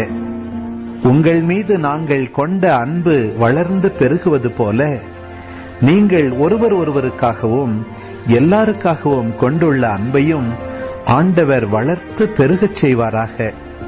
இவ்வாறு நம் ஆண்டவர் இயேசு தம்முடைய தூயோர் அனைவரோடும் வரும்பொழுது நம் தந்தையாம் கடவுள் முன் நீங்கள் குற்றமின்றி தூய்மையாக இருக்குமாறு அவர் உங்கள் உள்ளங்களை உறுதிப்படுத்துவாராக. நீதிமொழிகள் அதிகாரம் 30. அட்டைப்பூச்சிக்கு தா தா என கத்தும் 2 புதல்வியர் உண்டு. ஆனால் தனியாத 3 உண்டு. போதும் என்று சொல்லாத 4வது ஒன்றும் உண்டு. அவை பாதாளம், மலடியின் கருப்பை, நீரை அவாவும் வறண்ட நிலம், போதும் என்று சொல்லாத நெருப்பு ஆகியவையே. ஆமேன். ஆண்டவரே, இந்த நாளுக்கான இந்த அழகான இறைவார்த்தை பகுதிக்காக நன்றி செலுத்துகிறோமாப்பா. ஆண்டவரே, இன்னும் 12 நாட்கள் தான் இருக்குது. இது வரைக்கும் வழி நடத்தி எங்களை கூட்டிகிட்டு வந்ததுக்காக, ஒரே குடும்பமாக எங்களை வைத்திருப்பதற்காக நன்றி அப்பா. ஆண்டவரே, நிறைய பேருடைய உள்ளங்களை தொட்டு கொண்டிருப்பதற்காகவும் நன்றி செலுத்துகிறோம் ஆண்டவரே. அப்பா, இன்று நாங்கள் வாசிக்க கேட்டது போல் எங்களே நாங்களை தாழ்த்தி கொண்டு உங்களுடைய கரத்தின் கீழே, வல்லமையான கரத்தின் கீழே எங்களே நாங்கள் தாழ்த்தி கொள்கிறோம் ஆண்டவரே. இதன் வழியாக எங்களை விழுங்க சுத்தி கொண்டிருக்கும் சாத்தானை எதிர்த்து நின்று அவனுடைய தலையை உங்களுடைய அருள்னால் நசுக்க எங்களுக்கு அருள் தாருமாப்பா. நாங்கள் எதை குறித்து நீ கவலைப்பட மாட்டோம், ஏன்னா நீங்கள் எங்களை குறித்து கவலையாக இருக்கீங்க. அப்போ எங்களுடைய கவலை ஒன்று தான், உங்களை நாங்கள் இன்னும் எப்படி அதிகமாக அன்பு செய்யணும், இன்னும் எப்படி முழு உள்ளத்தோடு உங்களை அன்பு செய்யணும். இதை மட்டுமே எங்களுடைய ஒரு ஒரு கவலையாக வைத்துக்கொள்ள எங்களுக்கு அருள் தாருமாப்பா. அம்மா, உங்களுடைய ஒரே ஒரு எண்ணம், உங்களுடைய இந்த உலகத்தில் நீங்கள் வாழ்ந்தப்பையும் சரி, நீங்கள் இப்போ விண்ணகத்தில் இருக்கும்போதும் உங்களுடைய உள்ளத்தில் இந்த ஒரு கவலை தான் இருந்துச்சுமா, நான் எப்படி ஆண்டவர் இயேசுக்கு இன்னும் ஏற்புடையவராக இருக்க முடியும், தந்தைக்கும் ஆவியானவருக்கும் எப்படி நான் இன்னும் ஒத்துழைக்க முடியும். உங்களுடைய ஒரே கவலையெல்லாம் அதுதாம்மா. அப்படிப்பட்ட ஒரு உள்ளத்தை எங்களுக்கு தாங்கம்மா. தந்தை, மகன், தூய் ஆவியாரின் பெயராலே ஆமேன். முதல்ல இன்றைக்கி பாருங்கள், 1 பேதுருவில் 3ஆம் அதிகாரம் 1-2 வசனங்கள் பாருங்கள். நம்ம எப்படி நம்மளுடைய வீட்டில் இருக்கவங்கள, இல்லை நம்ம பக்கத்து வீட்டுக்காரவங்க, இல்லை நம்ம வேலை செய்கிற ஆட்களை கன்வெர்ட் பண்ணலாம், மனமாற்றலாம். மதம் மாற்றுறதில்லை, மனமாற்றதை பற்றி பேசுகிறோம், பாவத்தில் இருந்து. ஸோ எப்படி ஒன்று ஜெபிக்கலாம், அவங்களுக்காக உபவாசம் இருந்து உடல் வருத்தல்களை ஏற்றுக்கொண்டு அவங்களுக்காக ஒப்பு கொடுக்கலாம். இன்னொன்று பாருங்கள், அவர் சொல்கிறாரு புனித பேதுரு, திருமணமான பெண்களே உங்கள் கணவருக்கு பணிந்திருங்கள், இதனால் அவர்களுள் சிலர் கடவுளுடைய வார்த்தை ஏற்காது இருந்தாலும் மரியாதையுடைய உங்கள் தூய நடத்தையை கண்டு கவரப்பட்டு நல்வழிப்படுத்தப்படுவர். அப்பொழுது வார்த்தையே தேவைப்படாது. முதல்ல அவள் பேசவே தேவையில்லை, நம்ம எப்படி நடந்துக்கிறோமோ அதை பார்த்து குடும்பத்தில் இருக்கவங்க மனமாறுவாங்க. எவ்வளோ பவர்ஃபுல்லாக இருப்பாங்களே. கோவப்படாமல் பணிஞ்சு போகிறது, தாழ்த்து போகிறது, தாழ்ச்சியோடு நடந்துக்கிறது, அவங்களுக்கு எல்லாத்துக்கும் நம்ம தொண்டராக இருக்கிறது, இப்படிலாம் இருக்கிறத பார்க்கும்போது நம்மளுடைய நல்ல நடத்தையினால் அவங்க கவரப்பட்டு, ஏன்னா இப்படி இருக்காங்க, இவ்வளோ தூய்மையாக வாழ்கிறாங்க, அப்படின்னா இவங்க கண்டுபிடிச்சிட்டாங்க அந்த பைபிளில், அப்படின்னா இவங்க ஜெபமாலை ஜெபிச்சு இப்படி மாறிட்டாங்களே, அப்படின்னா இருக்குது அந்த ஜெபமாலையில். இப்படி கேட்கணும் முதல்ல. அப்படி யார் இந்த ஏசப்பா, யார் இந்த கிறிஸ்தவர்கள், இப்படி கேட்க வைக்கணுமா, இப்படி நம்மளை ஆண்டவரை தேட வைக்கணுமா? அப்போது வார்த்தையே தேவைப்படாதுன்றார் புனித பேதுரு. அதுக்கப்புறம் பாருங்கள், 3-4 வசனங்கள் அன்பர்களே, இதுக்கு எந்த ஒரு விளக்கமுமே கொடுக்க தேவை. பாருங்கள், தெளிவாக சொல்லிட்டார். முடியை அழகுபடுத்துதல், அஃப்கோர்ஸ் நம்ம அதெல்லாம் பண்ணிகிட்ருக்கோம், அதுக்காக பிஞ்ச தலையோடு போகணுன்னு சொல்ல வரல அன்பர்களே. அதுக்கு நிறையா பேர் பெண்களுக்கு இது ஒரு மிகப்பெரிய பிரச்சனை இருக்குது. என் ஆண்களுக்கு கூட முடியை அழகுப்படுத்துறது பாருங்களேன், நம்ம எல்லாருக்குமே இது ஒரு ப்ராப்ளமாக இருக்குது, குறிப்பாக பெண்களுக்கு. ஏன்னா அவங்களுக்கு முடியில தான் அழகு இருக்குது. ஆண்களுக்குமே கூட இது ஒரு ப்ராப்ளமாக தான் இருக்குது, முடியை அழகுபடுத்துதல். புனித லோயல் என்ன செய்கிறார், அதனால தான் 10 மாதம் அவர் முடியை வெட்டவே இல்லை, அவர் நகத்தை வெட்டவே இல்லை. ஏன் தெரியுமா? ஏன்னா இதுக்கு முன்னாடி அவர் முடியை அவ்வளோ அழகாக அதை வந்து அவர் அதுக்கு அவ்வளோ இம்பார்ட்டன்ஸ் கொடுத்தாராம் புனித லோயல் என்ன. இப்போ அதுக்கு ஆஜரே காந்தரா அதுக்கு ஆப்போசிட் டைரெக்ஷனில் நடக்கிறாரு. எனக்கு கேவலமாக பார்க்கட்டும், புரியுங்களா முதலே? இப்போ ஏன்னா ஒரு பக்கம் லெஃப்டில் இப்போ வளைச்சிட்டார் ஆன்மாவை, ஓவராக அழகுக்கு இடம் கொடுத்து வளைச்சிட்டாரு. இப்போ அந்த இப்போ அப்போ அந்த மாதிரி இப்போ என்னை யாராவது அசிங்கமாக பார்த்தாங்கன்னா அதை நம்மளால் ஏற்றுக்க முடியாதுன்ற லெவலுக்கு ஒரு ஒரு ஒரு ஒரு வல்னரபிலிட்டிக்கு போயிட்டா இருப்பாருங்க அவங்களுடைய ஆன்மா. இப்போ என்ன பண்ணுறாரு, அதுலேருந்து இந்த பக்கம் வெளியே வராரு, இப்போ ரைட் சைடு வளைக்கிறாரு ஆன்மாவை. அப்போ தான் அது நேருக்கு வரும், நடுநிலைக்கு வரணுமா. அப்போ எப்பயுமே புனித லோயல் சார் அசிங்கமாக பிச்சைக்காரர் மாதிரி இருந்தாரா? இல்லை, ஒரு 10 மாதம் பிச்சைக்காரர் மாதிரி இருந்தார். ஏன் தெரியுமா? அந்த அசிங்கத்தை படும்போது அந்த ஆன்மா அந்த அழகு தேடிக்கிட்டு இருக்கு பாருங்கள், சுய கௌரவத்தை தேடிக்கிட்டு இருக்கு பாருங்கள், அதுலேருந்து விடுபட்டுரும். அப்போ நடுவில் வந்துடும். ஸோ ரைட்டில் வளைச்சாதான், எந்த டைரெக்ஷனில் போனோமோ அதுக்கு எதிர் திசையில் போனால் தான் நடுநிலைக்கு நம்ம வர முடியும். ஸோ முடியை அழகுபடுத்துதல் ஃபஸ்ட்டு சொல்கிறாரு முதல்ல. அப்போ நம்ம பெண்கள் கவனமாக இருக்கணும், ஆண்கள் குறிப்பாக பெண்கள். அதுக்கப்புறம் பாருங்கள், பொன் நகைகளை அணிதல். அன்பர்களே, சவுத் சைடு, தமிழ்நாட்டில் சவுத் சைடில் குறிப்பாக, மற்ற இடங்கள்ல எனக்கு தெரில, ஐ மீன் உலகம் ஃபுல்லாமே பார்த்தோன்னா இந்த அளவுக்கு இந்த நகையை போடுறது வந்து அந்த தென் தமிழகத்தில் தான் இது ரொம்ப பரவலாக இருக்குது, நம்ம எல்லாருக்குமே தெரியும். ஏன்னா அது அவங்களுக்கு ஒரு ஒரு ஒரு அது ஒரு அது ஒரு ப்ரைடு, அது அவங்களுக்கு ஒரு கௌரவ பிரச்சனையாக போயிடும். ஓகே ஓகே, இது வந்து நம்ம கலாச்சாரத்தில் இருக்குது, நம்ம நம்மளுடைய அந்த பாரம்பரியத்தில் இருக்குது, என்ன பண்ணலாம்? அந்தமாதிரி we are left with a choice. நமக்கு ஒரு முடிவெடுக்கலாம். இப்போது எல்லாத்தையும் தூக்கி போட்டுட்டு வரணும்னு சொல்ல வரல. எனக்கு தெரிஞ்ச நிறைய பெண்கள் இருக்காங்க அன்பந்தலி, ரொம்ப ரொம்ப எனக்கு ரொம்ப நெருக்கமான பழக்கமுள்ள பெண்கள். அவங்க டீச்சர்ஸாக இருக்கிறாங்க, பெரிய பெரிய ஸ்கூல்ஸில் டீச்சர்ஸாக இருக்காங்க. ஆனாலும் கூட அவ்வளோ எளிமையாக ட்ரெஸ் பண்ணுவாங்க. ரொம்ப ரேராக பட்டு புடவை, ரொம்ப ரேராக வந்து பாருங்கள், அவர் என்ன சொல்ல, ஆடைகளை அணிதல் போன்ற வெளிப்படையான அலங்காரம் அல்ல. அப்போது முடி, நகை, ட்ரெஸ்ஸு 3ல் அவர் வந்து ஃபோக்கஸ் பண்ணுறாரு நம்ம நண்பர்களே. ஸோ அவங்களாம் எனக்கு தெரிஞ்ச அந்த பெண்கள்லாம் ரொம்ப ஒரு வளையல் போடுவாங்க, ஒரே ஒரு ஐ மீன் ஒரு வாட்ச், ஒரே ஒரு ரிங் இருக்கும், அதுவும் அந்த திருமண ஒரு மோதிரமாக இருக்கும். ஆண்களுக்குமே இந்த மோதிரத்தில் இந்த செயின் போட்டுரு, அப்படி வெளியே இந்த செயின் அந்த சங்கிலி வெளியே தொங்க போடணும். கேவலமாக இருக்குது. எதுலெல்லாம் ப்ரைட் இருக்கு பாருங்கள். ஆனால் எப்படி அப்புறம் கிறிஸ்தவர்கள்னு சொல்ல முடியும்? இந்த வசனம்லாம் என்ன சொல்லுவோம்?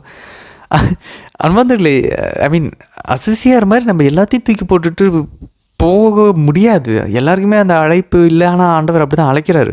ஓகே, எல்லாராலையும் இப்படி பண்ண முடியல, பட் அட்லீஸ்ட் சிம்பிளாக ட்ரெஸ் பண்ணலாமே. இப்போது எனக்கு தெரிஞ்ச பெண்கள் எவ்வளோ அழகாக இந்த மாதிரி மேக்கப்பே போட்டதில்லை, ஒரு தடவை கூட லிப்ஸ்டிக் போட்டதில்லை, ஒரு தடவை கூட கண்ணுமே வச்சதில்லை.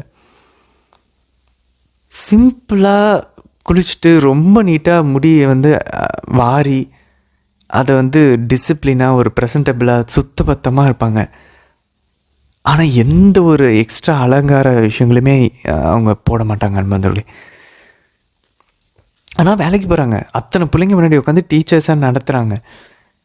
அப்போ யோசிச்சு பாருங்க அன்பந்தவர்களே, அப்போ அவங்களால இருக்க முடியுதுன்னா அப்போ நம்ம ஏன் கொஞ்சம் டைம் அப்போ கோயிலுக்கு போகும்போது என்ன நடக்குது பாருங்களேன். ஒரு ஏழை வராங்க, அவங்களால அவ்வளோ நகை போட முடியல. அப்போ என்ன பண்ணலாம்?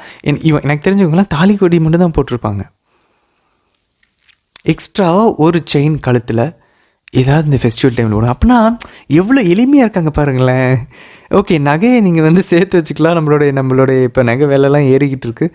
ஓகே, ஒரு சேவிங்ஸ் வச்சுக்கலாம். பட் ஆனால் வை டோன்ட் வி ட்ரெஸ் அன்மதில் இது வந்து நான் சொல்கிறது வந்து உங்களுக்கு என்ன சொல்கிறது, ஒரு இம்ப்ராக்டிக்கலாக நடைமுறைக்கு ஒத்து வராத மாதிரி இருக்கலாம். ஓகே, நீங்கள் அதை ஒரு பக்கம் வச்சுக்கோங்க. இன்னொரு பக்கம் நீங்கள் யாரை முன்மாதிரியாக எடுத்துக்க போகிறீங்க? உங்கள் பக்கத்து வீட்டு ஆளுங்களை எடுத்துக்க போகிறீங்களா, இல்லை புனித சியனாவின் கெத்தரினாவை எடுத்துக்க போகிறீங்களா, புனித லீமா ரோஸை எடுத்துக்க போகிறீங்களா, புனித ஜெம்மா கல்கானி எடுத்துக்க போகிறீங்களா? இவங்க எல்லாம் பொதுநிலைகளாக இருந்தவங்க. பட் ஆனால் எவ்வளோ சிம்பிளான ஒரு எளிமையான ஒரு வாழ்க்கையை வாழ்ந்துருக்காங்க நண்பர்களே. புனித மோனிகா, எல்லா செயின்ஸுங்களுமே யாருமே இந்த மாதிரி பகட்டான ஆடை அணிய மாட்டாங்க. இப்போது பண்டிகைக்கு வரப்போகிறோம் பாருங்கள், பகட்டான ஆடைகளை அணிய வேணான்றாரு. பட்டுப்புடவை கட்ட வேணான்னு சொல்லலை. ஓகே, ஏதாச்சும் ஒரு பண்டிகை நீங்கள் தான் கட்டுறோமா, முடிஞ்சளவு அந்த பட்டுப்புடவை வந்து சிம்பிளாக வச்சுக்கோங்க. இந்த சில பேர் வந்தாங்கன்னா கண்ணு பறிச்சுக்கிட்டு போகும், நகை கடையே நகர்ந்து வர மாதிரி இருக்கும். அவ்வளோ ஜக ஜக ஜக ஜக ஜொலிக்கிறது, அடிக்கிறது, மின்றது. அன்மந்தலி ரொம்ப எளிமையான ட்ரெஸ்ஸு. அவர் என்ன சொல்கிறாரு பாருங்கள், ஏன் இதுக்கெல்லாம் இடம் கொடுக்குறது? ஏன்னா நம்ம இந்த உலகத்தை சார்ந்தவங்க இல்லை, நமக்கு வேறு நிறைய விஷயங்கள் நமக்கு இப்போ தெரிஞ்சிருச்சு. நம்ம மனசு இனிமேல் இதில் இருக்கக்கூடாது. அவர் என்ன சொல்கிறார் பாருங்கள், மாறாக மனித உள்ளத்தில் மறைந்திருக்கும் பண்புகள் ஆகிய பணிவும் அமைதியுமே உங்களுக்கு அழியாத அலங்காரமாக இருக்கட்டும். கடவுள் பார்வையில் அதுவே விலை உயர்ந்தது. அன்மதிலே அப்போது நிறைய சிம்பிளான ட்ரெஸ்ஸை போடலாம். ஆண்களுக்கும் கூட பாருங்கள், ஓகே நல்ல ஒரு பிராண்டட் ஷர்ட் எடுக்கிறோமா, ஓகே அது நல்ல லாங் லாஸ்டிங்காக வருதா, ஃபைன் எடுங்க. பட் ஆனால் நம்ம அதை வந்து ஒரு 6-7 வருஷம் போட போகிறோமா, அதுக்கு மேலே எக்ஸ்ட்ராவாக எடுக்கவே கூடாது. அது நஞ்சு போனால் தான் அடுத்து மாற்றணும். ரொம்ப மோசமாக போயிடுச்சு, அப்போ தான் அடுத்தது மாற்றணும். நார்மல் ஷர்ட் எடுக்கிறோமா 3 வருஷத்துக்கு நல்லாவே வரும், டெய்லி யூஸ் பண்ணோன்னாவே. ஒரு வேளை உண்மையாலுமே நம்ம வந்து வேர்வை ரொம்ப என்ன சொல்கிறது, ப்ளூ கலர் ஜாப்னு சொல்லுவோம் இல்லையா, வேர்வை சிந்தக்கூடிய அளவுக்கு வேலை செய்கிறவங்க மட்டும்தான் ஓகே நம்ம வந்து அப்படின்னா நம்ம வந்து அதை சேஞ்ச் பண்ணலாம். ஸோ அதாவது அன்பர்களே, நம்ம நிறைய பிரிந்து போன சகோதரர்கள்லாம் வந்து இதெல்லாம் வந்து கத்தோலிக்கர்கள்கிட்டேருந்து அவங்க கற்றுக்கணும், நம்மக்கிட்டேருந்து அவங்க கற்றுக்கணும். ஏன்னா இதெல்லாம் கிளியரான டிஸ்டிங்க்டான கத்தோலிக்க மார்க்ஸ். இதெல்லாம் வந்து மற்ற சபையில் பார்க்க முடியாது, மற்ற மதத்தில் இதெல்லாம் பார்க்கவே முடியாது.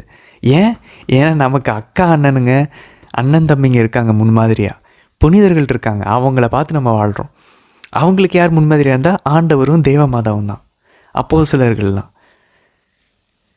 ஸோ புனிதர்களை பற்றி நம்ம இன்னும் வாசிக்கலாம். நான் சொல்கிறது உங்களுக்கு ப்ராக்டிக்கலாக இல்லை, நடைமுறைக்கு இதெல்லாம் ஒத்து வராதுப்பா அப்படின்னு சொல்கிறீங்கன்னா நீங்கள் இன்னும் புனிதர்களுடைய வாழ்க்கையை ஆழமாக வாசிக்கலன்னு அர்த்தம். இந்த வசனம் உங்களுக்கு நடைமுறைக்கு ஒத்து வரலைன்னா நீங்கள் புனித ஜான் பாஸ்கோடைய வாழ்க்கையை வாசிங்க, புனித அசிசியாரோட வாழ்க்கையை வாசிங்க, மற்ற பெண் புனிதர்களுடைய வாழ்க்கையை வாசிச்சுட்டு அதுக்கப்புறம் நீங்கள் என்கிட்ட வாங்க. உங்களுடைய மனசும் அதை நீங்கள் வாசிக்கும்போது கன்ஃபார்மாக மாறும் அன்பர்களே. நான் சொல்கிறது உங்களுக்கு பாசிபிள்னு தோணும்.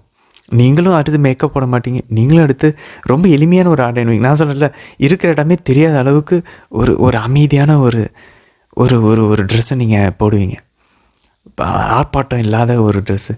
ஒரு நகை எக்ஸ்ட்ரா ஐயோ இது போடணுமா, இந்த சில பேர்லாம் அப்படியே இந்த கையில் பார்த்திங்கன்னா அவ்வளோ பெரிய ஏதோ ஒரு ஷீல்டு மாதிரி இருக்கும், ஏதோ போருக்கு போகிற மாதிரி இருக்கும், அவ்வளோ பெரிய மோதிரம் ஆண்களுக்கு.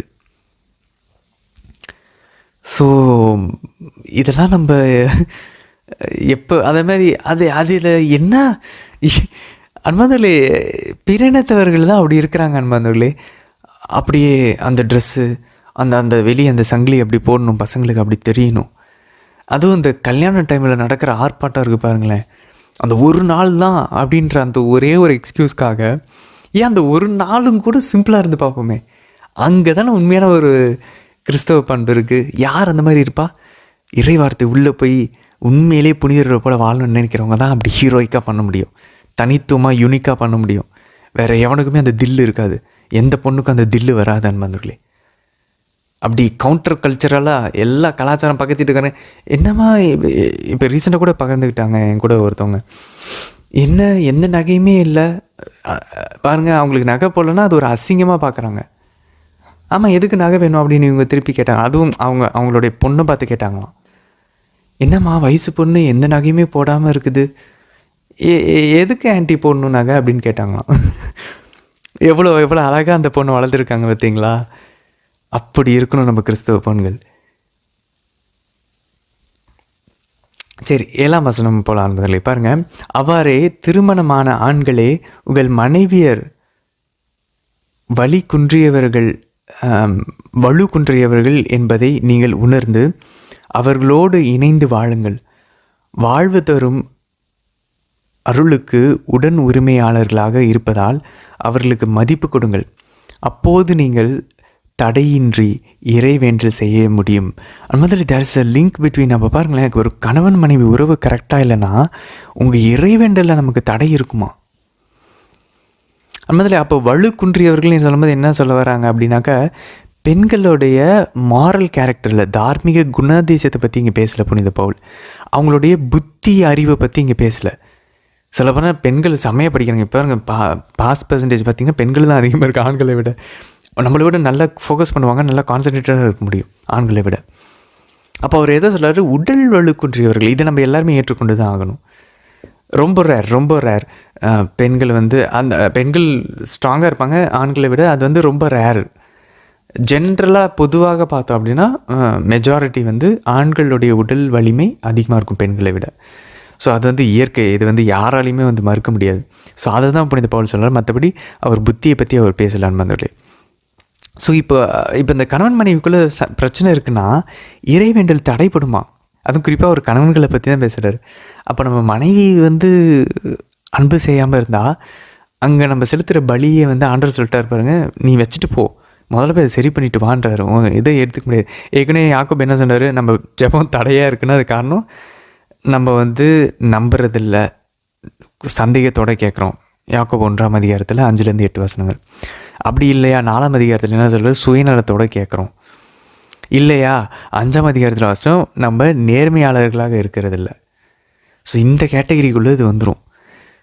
நம்ம வந்து மனைவி கூட கணவன் கூட இருக்கக்கூடிய உறவு சரியா இல்லைன்னா, அப்பா அம்மா கூட இருக்கக்கூடிய உறவு இல்லைன்னா, பிள்ளைங்களோட சண்டை, அப்போது நம்மளோட இறைவேண்டலுக்கு அது தடையாக இருக்கான்னு வந்தவர்களே.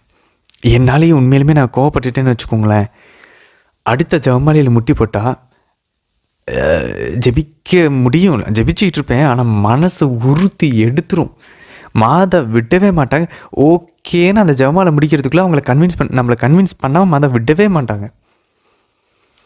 ஓகே நான் வந்து இறங்கி போகிறேன், நான் தப்பு அப்படின்னு ஒத்துக்க வச்சுருவாங்க. அப்போ தான் மனசுக்கு நிம்மதி வருவான் மாதிரி. இல்லைனா அமைதியோட அடுத்த ஜெபமாலைக்கு போகவே முடியாது. இந்த ஜெபமாலையில் முடிச்சிடுவாங்க மாதா. ஒரு மாதிரி எனக்கு இன்னமும் ஞாபகம் இருக்குது. நான் கோவப்பட்டுட்டேன்.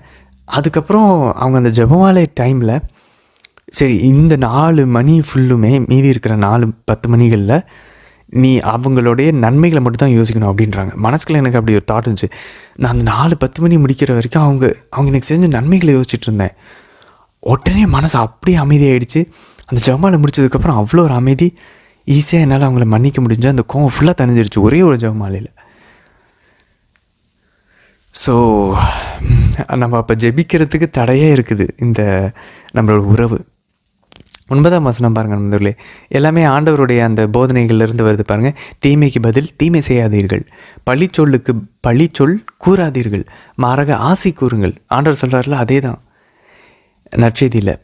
ஏனென்றால் கடவுள் வாக்களித்த ஆசையை உரிமையாக்கி கொள்வதற்கே அழைக்கப்பட்டிருக்கிறீர்கள். நமக்கு ஆசீர்வாதம் வரணுமா, நம்ம இதெல்லாம் செஞ்சால் தான் நடக்கும் அப்படின்றார். ஸோ ஆண்டவர்கிட்ட கேட்டதை புனித பேதுரு அப்படியே நமக்கு சொல்லிக் கொடுக்குறாரு. 12ஆம் வசனம் பாருங்கள். ஏனெனில் ஆண்டவரின் கண்கள் நேர்மையாளர்களை நோக்குகின்றனர், அவர் செவி அவரது மன்றாட்டை கேட்கின்றனர். ஆண்டவரின் முகமோ தீமை செய்வோருக்கு எதிராக இருக்கின்றது. அதில் அப்போ பாருங்களேன், கடவுளுடைய கண்ணு நம்ம மேலே இருக்கணும், அவருடைய காது நம்ம கிட்டே இருக்கணும்னா உடைந்து உள்ளத்தோருக்கு அவர் அருகில் இருக்கிறார். அதே நேரத்தில் நேர்மையாளர்களுக்கும் அவர் அருகில் இருக்கிறார். அதனால தான் நம்ம சொல்கிறோம் மாதாவுடைய ஜெபமும் புனிதர்களுடைய ஜெபமும் ரொம்ப வல்லமையானது. சரி, 15-16 வசனங்கள் பாருங்கள் நண்பர்களே. நீங்கள் எதிர்நோக்கி இருப்பதை குறித்து யாராவது விளக்கம் கேட்டால் விடையளிக்க நீங்கள் எப்பொழுதும் ஆயத்தமாக இருங்கள். முதல்ல 1 பேதுரு 3:15. தொடக்க நூல் 3:15 நமக்கு என்ன தெரியும்? மாதாவுடைய ஆண்டவர் இயேசுனுடைய அந்த புரோட்டோவேங்கலியம், முதல் நற்செய்தி. ஸோ அதே இந்த 3:15 இங்கே ஞாபகம் வச்சுக்கலாம். 1 பேதுரு 3:15 நம்மளை குறித்து, நம்ம கத்தோலிக்க விசுவாசத்தை குறித்து யாராவது கேட்டாங்கன்னா, எதுக்குப்பா நீங்கள் இந்த ஜெபமாலையை ஜெபிச்சுக்கிட்டு இருக்கீங்க, பைபிளில் எங்கேப்பா போட்டிருக்கு அப்படின்னு கேட்டாங்கன்னா, அவங்க கேட்டு முடிக்கிறதுக்குள்ளே நம்ம ஒரு 10 வசனம் சொல்லிடணும். பைபிளில் இருந்து எங்கே இருக்குதுன்னு நமக்கு சொல்லிக் கொடுக்கணும். குழந்தைங்களுக்கு ஏன்ப்பா ஞானஸ்நானம் கொடுக்குறீங்க, நீங்கள் விசுவாசத்தை ஏற்று அறிக்கையிட்டு ஞானஸ்நானம் பெறணும் தானேப்பா போட்டிருக்குன்னு சொல்லி முடிக்கிறதுக்குள்ளே நம்ம ஒரு 10 வசனம் கொடுத்துடணும். உத்தரிக்கிற ஸ்தலம்லாம் எங்கே இருக்குதுன்னு சொல்கிறதுக்குள்ளே நம்ம சொல்லிடணும். புனிதர்கள் ஏன் சுருவம் வச்சு சிலை வழிபாடு பண்ணுறீங்கன்னு சொல்லி முடிக்கிறதுக்குள்ளே நம்ம சொல்லிடணும். இல்லைனா இந்த வெளிவாசிப்பு திட்டம் ஒரு ஃப்ளாப் வந்துருங்களே. 16ஆம் வசனம் பாருங்கள். ஆனால் பணிவோடும் மரியாதையோடும் விடையளியுங்கள். அப்போ நம்ம எப்படி சொல்லும்போது அப்படி திமிராக சொல்லக்கூடாது. பணிவோடும் மரியாதையோடையும், வித் ஜென்டில்னஸ் அண்ட் ரெவரன்ஸ் அப்படின்றாரு. பணிவோடு இருக்கணும், மரியாதையோடையும் சொல்லணும். உங்கள் மனசான்று குற்றமற்றதாக இருக்கட்டும். அப்படின்னா நம்ம ஆக்சுவலாக இது ரொம்ப ரொம்ப ரொம்ப ரொம்ப இந்த அப்பாலஜெட்டிக்ஸில் ஈடுபடுற நண்பர்களே ஒரு ப்ராப்ளம். இங்கே தான் நீங்கள் தக்க விடை அளிக்கணும்னு சொல்கிறது தெரியுமா?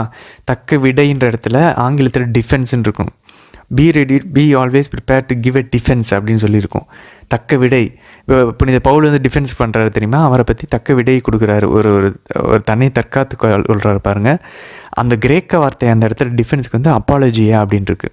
அப்பாலஜெட்டிக்ஸ் அப்படின்வாங்க. அப்படின்னா நம்மளுடைய விசுவாசத்தை குறித்து நம்ம அவங்களுக்கு விளக்கி சொல்லி அதை நம்ம விடையளிக்கிறது. இது பண்ணும்போது ஒரு மிகப்பெரிய ப்ராப்ளம் இருக்கு நண்பர்களே. என்ன ப்ராப்ளம்னா, ஒரு பக்கம் கோவம் வந்துடும் அவங்க மேலே.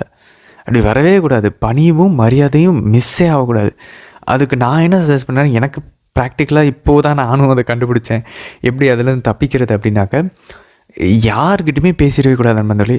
செம்மையாக சாத்தம். நம்ம நல்லதுக்காக தான் உள்ளே ஸ்டார்ட் பண்ணுவோம், கோவத்துள்ளே போயிடுவோம். அதனால் அவங்களுக்காக ஒரு ஜெபமாலையை ஃபுல்லாக ஒப்பு கொடுத்துட்டு, குறிப்பாக இன்னொருத்தர் யாராவது பார்ட்னர் இருந்தாங்கன்னா அவங்களுக்கும் சேர்த்து அவங்களோட சேர்ந்து அவங்களுக்கு ஒரு 2 ஜெபமாலையாவது ஒப்பு கொடுத்துட்டு, குறைஞ்சது ஒரு ஜெபமாலையாவது ஃபுல்லாக நம்மளை ப்ரொடெக்ட் பண்ண சொல்லி, அவங்களையும் ப்ரொடெக்ட் பண்ண சொல்லி, அவங்களுக்கும் கோவம் வரக்கூடாது, நமக்கும் கோவம் வரக்கூடாது, ஜெபிச்சுட்டு அதுக்கப்புறம் நம்ம விசுவாசத்தை ஒரு டயலாக் கூப்பிடுங்க, ஒரு டிஸ்கஷன் கூப்பிடுங்க, ஒரு கூகுள் மீட்டு கூப்பிடுங்க, ஒரு ஃபோன் காலுக்கு கூப்பிடுங்க, டிஸ்கஸ் பண்ணலாம்.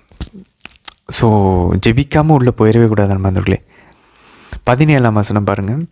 ஏனெனில் தீமை செய்து துன்புறுவதை விட கடவுளுக்கு திருவுளமானால் நன்மை செய்து துன்புறுவதை மேல். முதல்ல எனக்கு தெரிஞ்ச ஒரு கத்தோலிக்க ஒரு நற்செய்தி பணியாளர் தான். அவர் பேங்க்கில் ஏதோ அவர் பேங்க்கில் வேலை செய்கிற ஒரு ப்ராப்ளம் ஆகிடுச்சு. அந்த பணத்தை இப்போது ஒன்று பொய் சொல்லணும், பொய் சொன்னால் தப்பிச்சிடலாம், மிகப்பெரிய பிரச்சனை. அது அவர் ஒன்றும் பெரிய என்ன சொல்லுது ஏமாத்து வேலையெல்லாம் பண்ணல, பட் ஏதோ ஒரு சின்ன டேலியில் ஏதோ ப்ராப்ளம், அந்த சின்னதாக ஒரு மாற்றிட்டா அது ப்ராப்ளம் இல்லாமல் போயிடும்.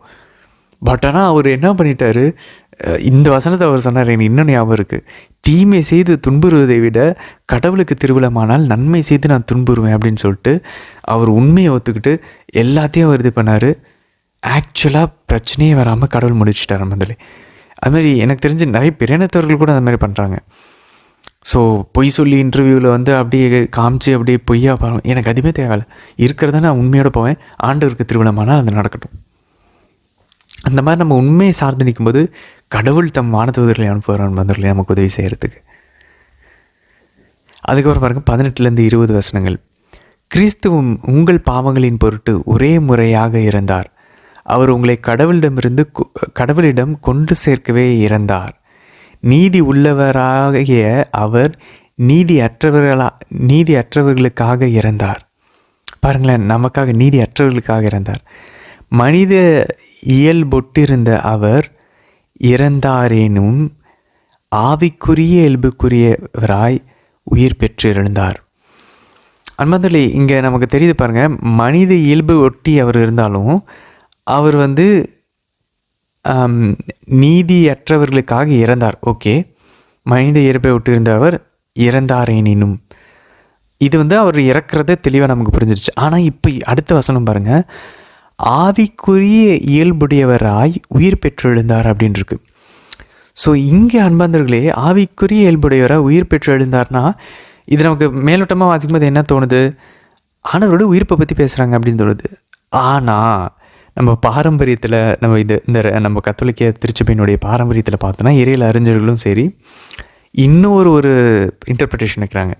அவர் ஆவிக்குரிய இயல்புடையவராய் உயிர் பெற்று எழுந்தார் அப்படின்றப்ப he was made alive by spirit அப்படின்றப்ப அவர் ஆவியில் உயிர் எழுந்தது. அப்படின்னா அவர் இறந்து பாதாளத்தில் கல்லறையில் அடக்கம் செய்யப்படுறாரா, அப்போது அவரோட ஆன்மா உயிர் பெற்று எழுது, உடம்பை விட்டு பிரிஞ்ச ஆன்மா. அப்போ அவர் அந்த ஹோலி சாட்டர்டே அன்னைக்கு, அந்த புனித சனிக்கிழமை அன்னைக்கு, புனித சனி அன்னைக்கு அவர் என்ன பண்ணுறாரு, அந்த உயிர் பெற்றதை குறிக்குது அப்படின்னு சொல்கிறாங்க நண்பர்களே.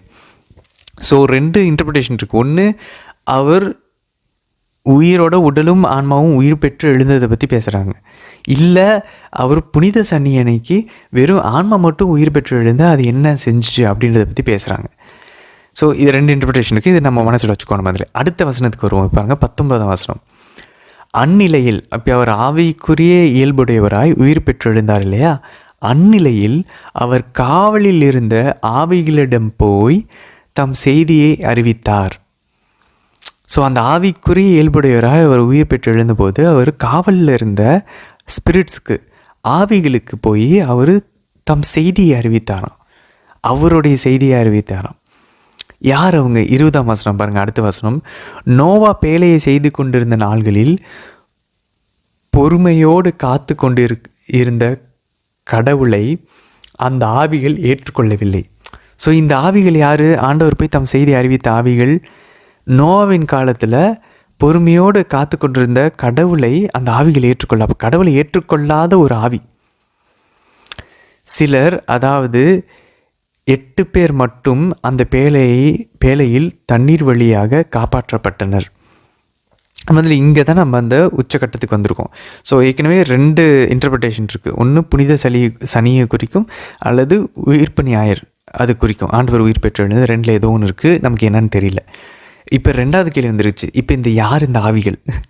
ஆண்டவர் போய் அந்த ஆவிக்குரிய இயல்பில் உயிர் பெற்று எழுந்ததுக்கப்புறம் எந்த ஆவிகள் கிட்ட போய் தம் செய்தியை அறிவித்தார்? இந்த ஆவிகள் வேறு கடவுளை ஏற்றுக்கொள்ளாத ஆவிகள்னு வேறு நம்ம இங்கே பார்த்துட்டோம்.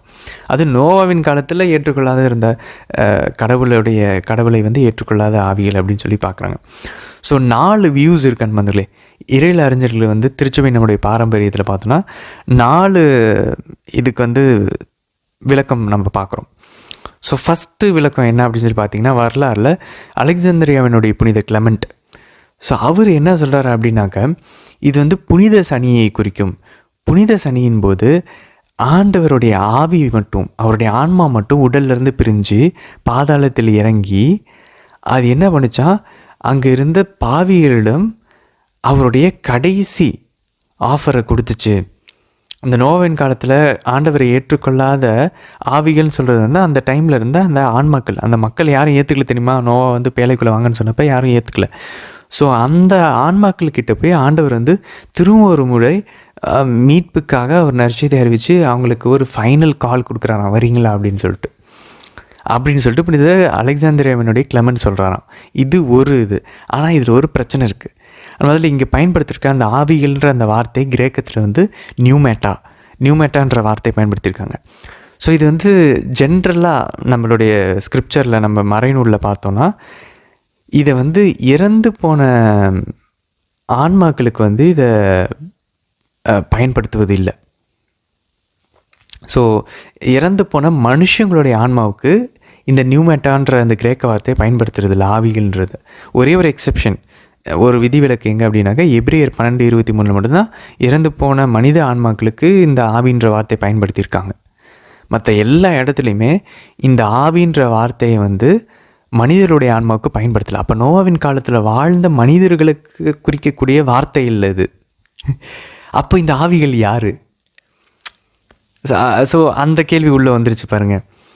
அடுத்து 2வது ஒரு இன்டர்பிரேஷன். ஸோ இந்த இன்டர்பிரேஷன் கிடையாது.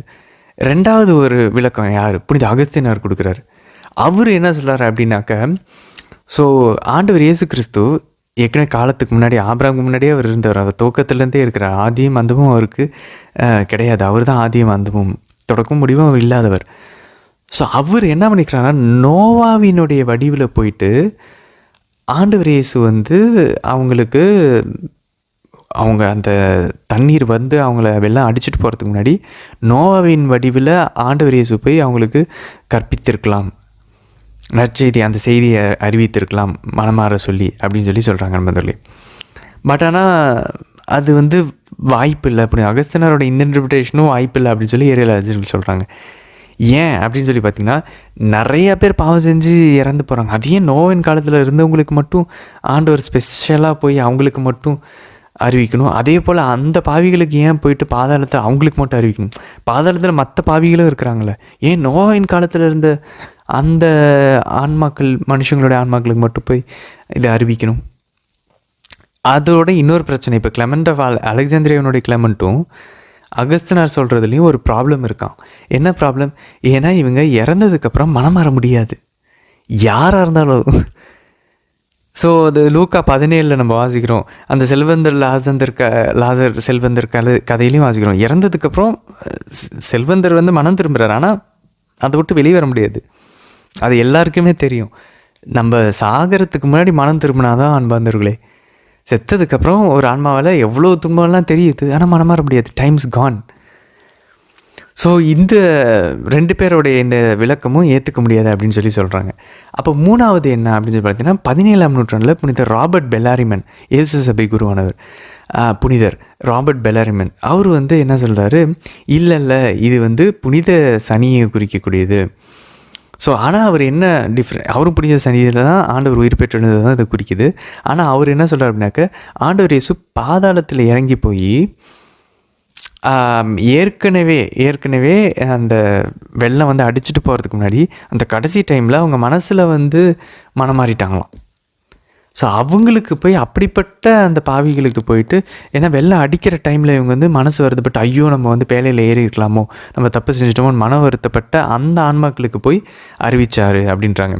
ஓரளவு இது ஏற்றுக்கிற மாதிரி இருக்குது. பட் அதில் ஒரு ப்ராப்ளம் இருக்குது. என்ன அப்படின்னு சொல்லி பார்த்தோன்னாக்கா, நமக்கு பைபிள் நல்லா தெளிவாக தெரியும், யாருமே மனம் மாறவில்லை அப்படின்னு பைபிள் தெளிவாக போட்டிருக்கு.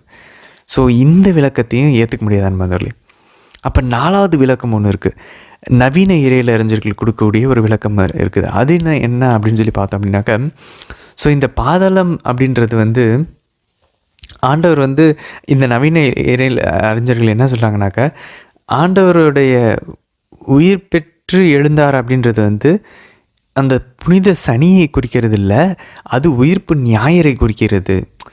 ஸோ அவர் என்ன பண்ணுறாராம், அவர் உயிர் தெழும்போது, ஞாயிற்றுக்கிழமை உயிர் தெழும்போது அந்த ஆவிக்குரிய இயல்பின்படி உயிர் பெற்று எழுந்தார்ன்றப்ப ஒரு உயிர்ப்பு குறிக்குது. அந்த டைமில் அவர் என்ன பண்ணுறாராம், அந்த ஆவிகள்னு சொல்லி மனமாற ஆவிகள்ன்றது யாருன்னா பாதாளத்தில் அடைப்பட்டு கிடக்கக்கூடிய விழுந்து போன வானதூதர்கள். ஏன்னா அவங்களுக்கு தான் உடம்பு கிடையாது, ஆவிகள். அவங்க நியூமட்டான்ற அந்த ஸ்பிரிட்டுன்ற வார்த்தை அவங்களுக்கு கீழ்ப்படியாத, கடவுளை ஏற்றுக்கொள்ளாத ஆவிகள் அவங்க. ஸோ அவங்கக்கிட்ட போயிட்டு அவர் வந்து அவருடைய இந்த வெற்றியின் செய்தியை, நான் உங்களை எல்லாத்தையும் வெற்றி கொண்டுட்டேன்ற செய்தியை அறிவிச்சுட்டு அவர் வெற்றிகரமாக ஒரு மேலே ஏறி சென்றார். ஏன் இந்த ஆவிகள் பாதாளத்தில் இருக்குதுன்னு சொல்கிறாங்க?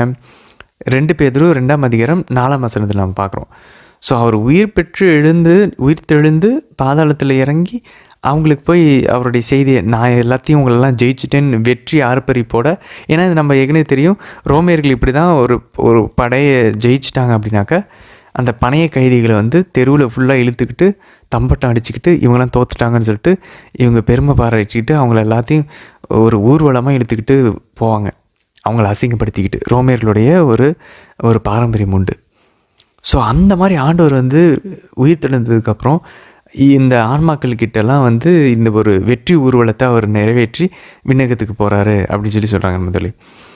ஸோ இப்போது இந்த இக்னேஷியஸ் கேத்தலிக் ஸ்டடி பைபிளில் கத்தோலிக்க அறிஞர்கள், பாரம்பரிய அறிஞர்கள் கரெக்டாக இப்போ என்ன பண்ணுறாங்கன்னா, இப்போ இந்த 4 விளக்கங்களையும் எடுத்து எல்லார்கிட்ட இருக்கக்கூடிய உண்மைத்தன்மையை எடுத்து இவங்க ஒரு விளக்கம் கொடுக்குறாங்க முதலே.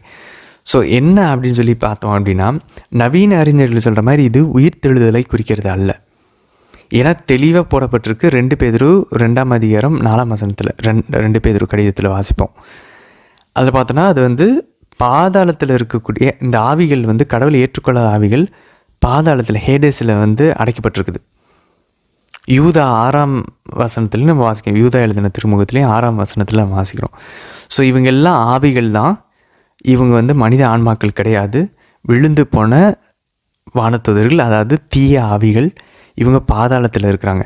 ஸோ இது ஆண்டவருடைய உயிர்த்தெழுதலை குறிக்காது.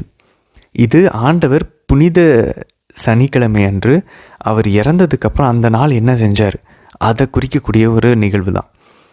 அதே நேரத்தில் இது புனித அகஸ்டினார் சொல்கிற மாதிரியோ, இது கிளெமெண்ட் ஆஃப் அலெக்சாந்திரியா சொல்கிற மாதிரியோ இது புனித சனிக்கிழமை தான். ஆனால் அவர் அறிவித்தது வந்து மனித ஆன்மாக்களுக்கு அல்ல. இது விழுந்து போன தீய ஆவிகள்கிட்ட போயிட்டு அவர் வெற்றியின் செய்தியை, இந்த நவீன அறிஞர்கள் சொல்கிற மாதிரி வெற்றியின் செய்தியை அறிவிக்கிறார். நான் உங்களை ஜெயிச்சிட்டேன். புனித பவுல் சொல்ல தெரியுமா, சாவே நீ உன் கொடுக்குங்க. ஸோ அந்த மாதிரி அவர் வந்து ஒரு வெற்றி வீரராக இதை வந்து அவர் அறிவிக்கிறார். ஸோ இதுக்கு நம்ம எங்கே இன்டர்பிரிட்டேஷன் இருக்குது அப்படின்னு சொல்லி பார்த்தோன்னா, நம்மளே இந்த தொடக்க நூல் 6ஆம் அதிகாரம் 2ஆம் வசனத்தில் கடவுளின் புதல்வர்கள் வாசித்தோம் இல்லையா, சன்ஸ் ஆஃப் காட். இது நமக்கு தெரியும், இது வந்து அந்த விழுந்து போன வானதூதர்களை குறிக்கக்கூடிய ஒரு வசனமாக இருக்கலாம் அப்படின்னு சொல்லி சொல்கிறாங்க. இல்லை அது வந்து அரசர்களுடைய புதல்வர்களாகவும் இருக்கலாம் அப்படின்னு சொல்லி 2 விதமாக பார்த்தோம். இன்னொரு புத்தகம் இருக்குது, அது நம்ம பைபிள் இல்லை, 1 ஏனோக்கு 6ஆம் அதிகாரம் 21ஆம் வசனம், அப்புறம் யூபிலீஸ் அப்படின்ற புத்தகம். இதிலெல்லாம் பார்த்தோன்னா நம்மளே இந்த புதல்வர்கள், கடவுளுடைய புதல்வர், இந்த விழுந்து போன இந்த வானதூதர்கள்லாம் இந்த மக்களை வந்து இந்த வெள்ளம் வர்றதுக்கு முன்னாடி இவங்க வந்து அவங்க பெண்களோட உறவு கொண்டு அவங்க வந்து மனித குலத்தையே வந்து கரைப்படுத்திட்டு இருந்திருக்காங்க. ஸோ இவங்க தான் கடவுளை ஏற்றுக்கொள்ளாத இந்த ஆவிகள். ஸோ இவங்களை வந்து அந்த வெள்ளத்தால் அழிக்க முடியாது. ஸோ அதனால் கடவுள் இவங்களை வந்து பாதாளத்தில் போட்டு வச்சார். இதுதான் 1 ஏனோக்கு 14ஆம் அதிகாரம் சொல்லுது, 18ஆம் அதிகாரம் 14ஆம் அதிகாரத்தில் எல்லாத்துலேயுமே இதுதான் சொல்லுதான். ஸோ இந்த புத்தகத்தை வச்சு அதுமாதிரி 2 ஏனோக்கு வச்சும் இது வந்து நமக்கு தெரியுது.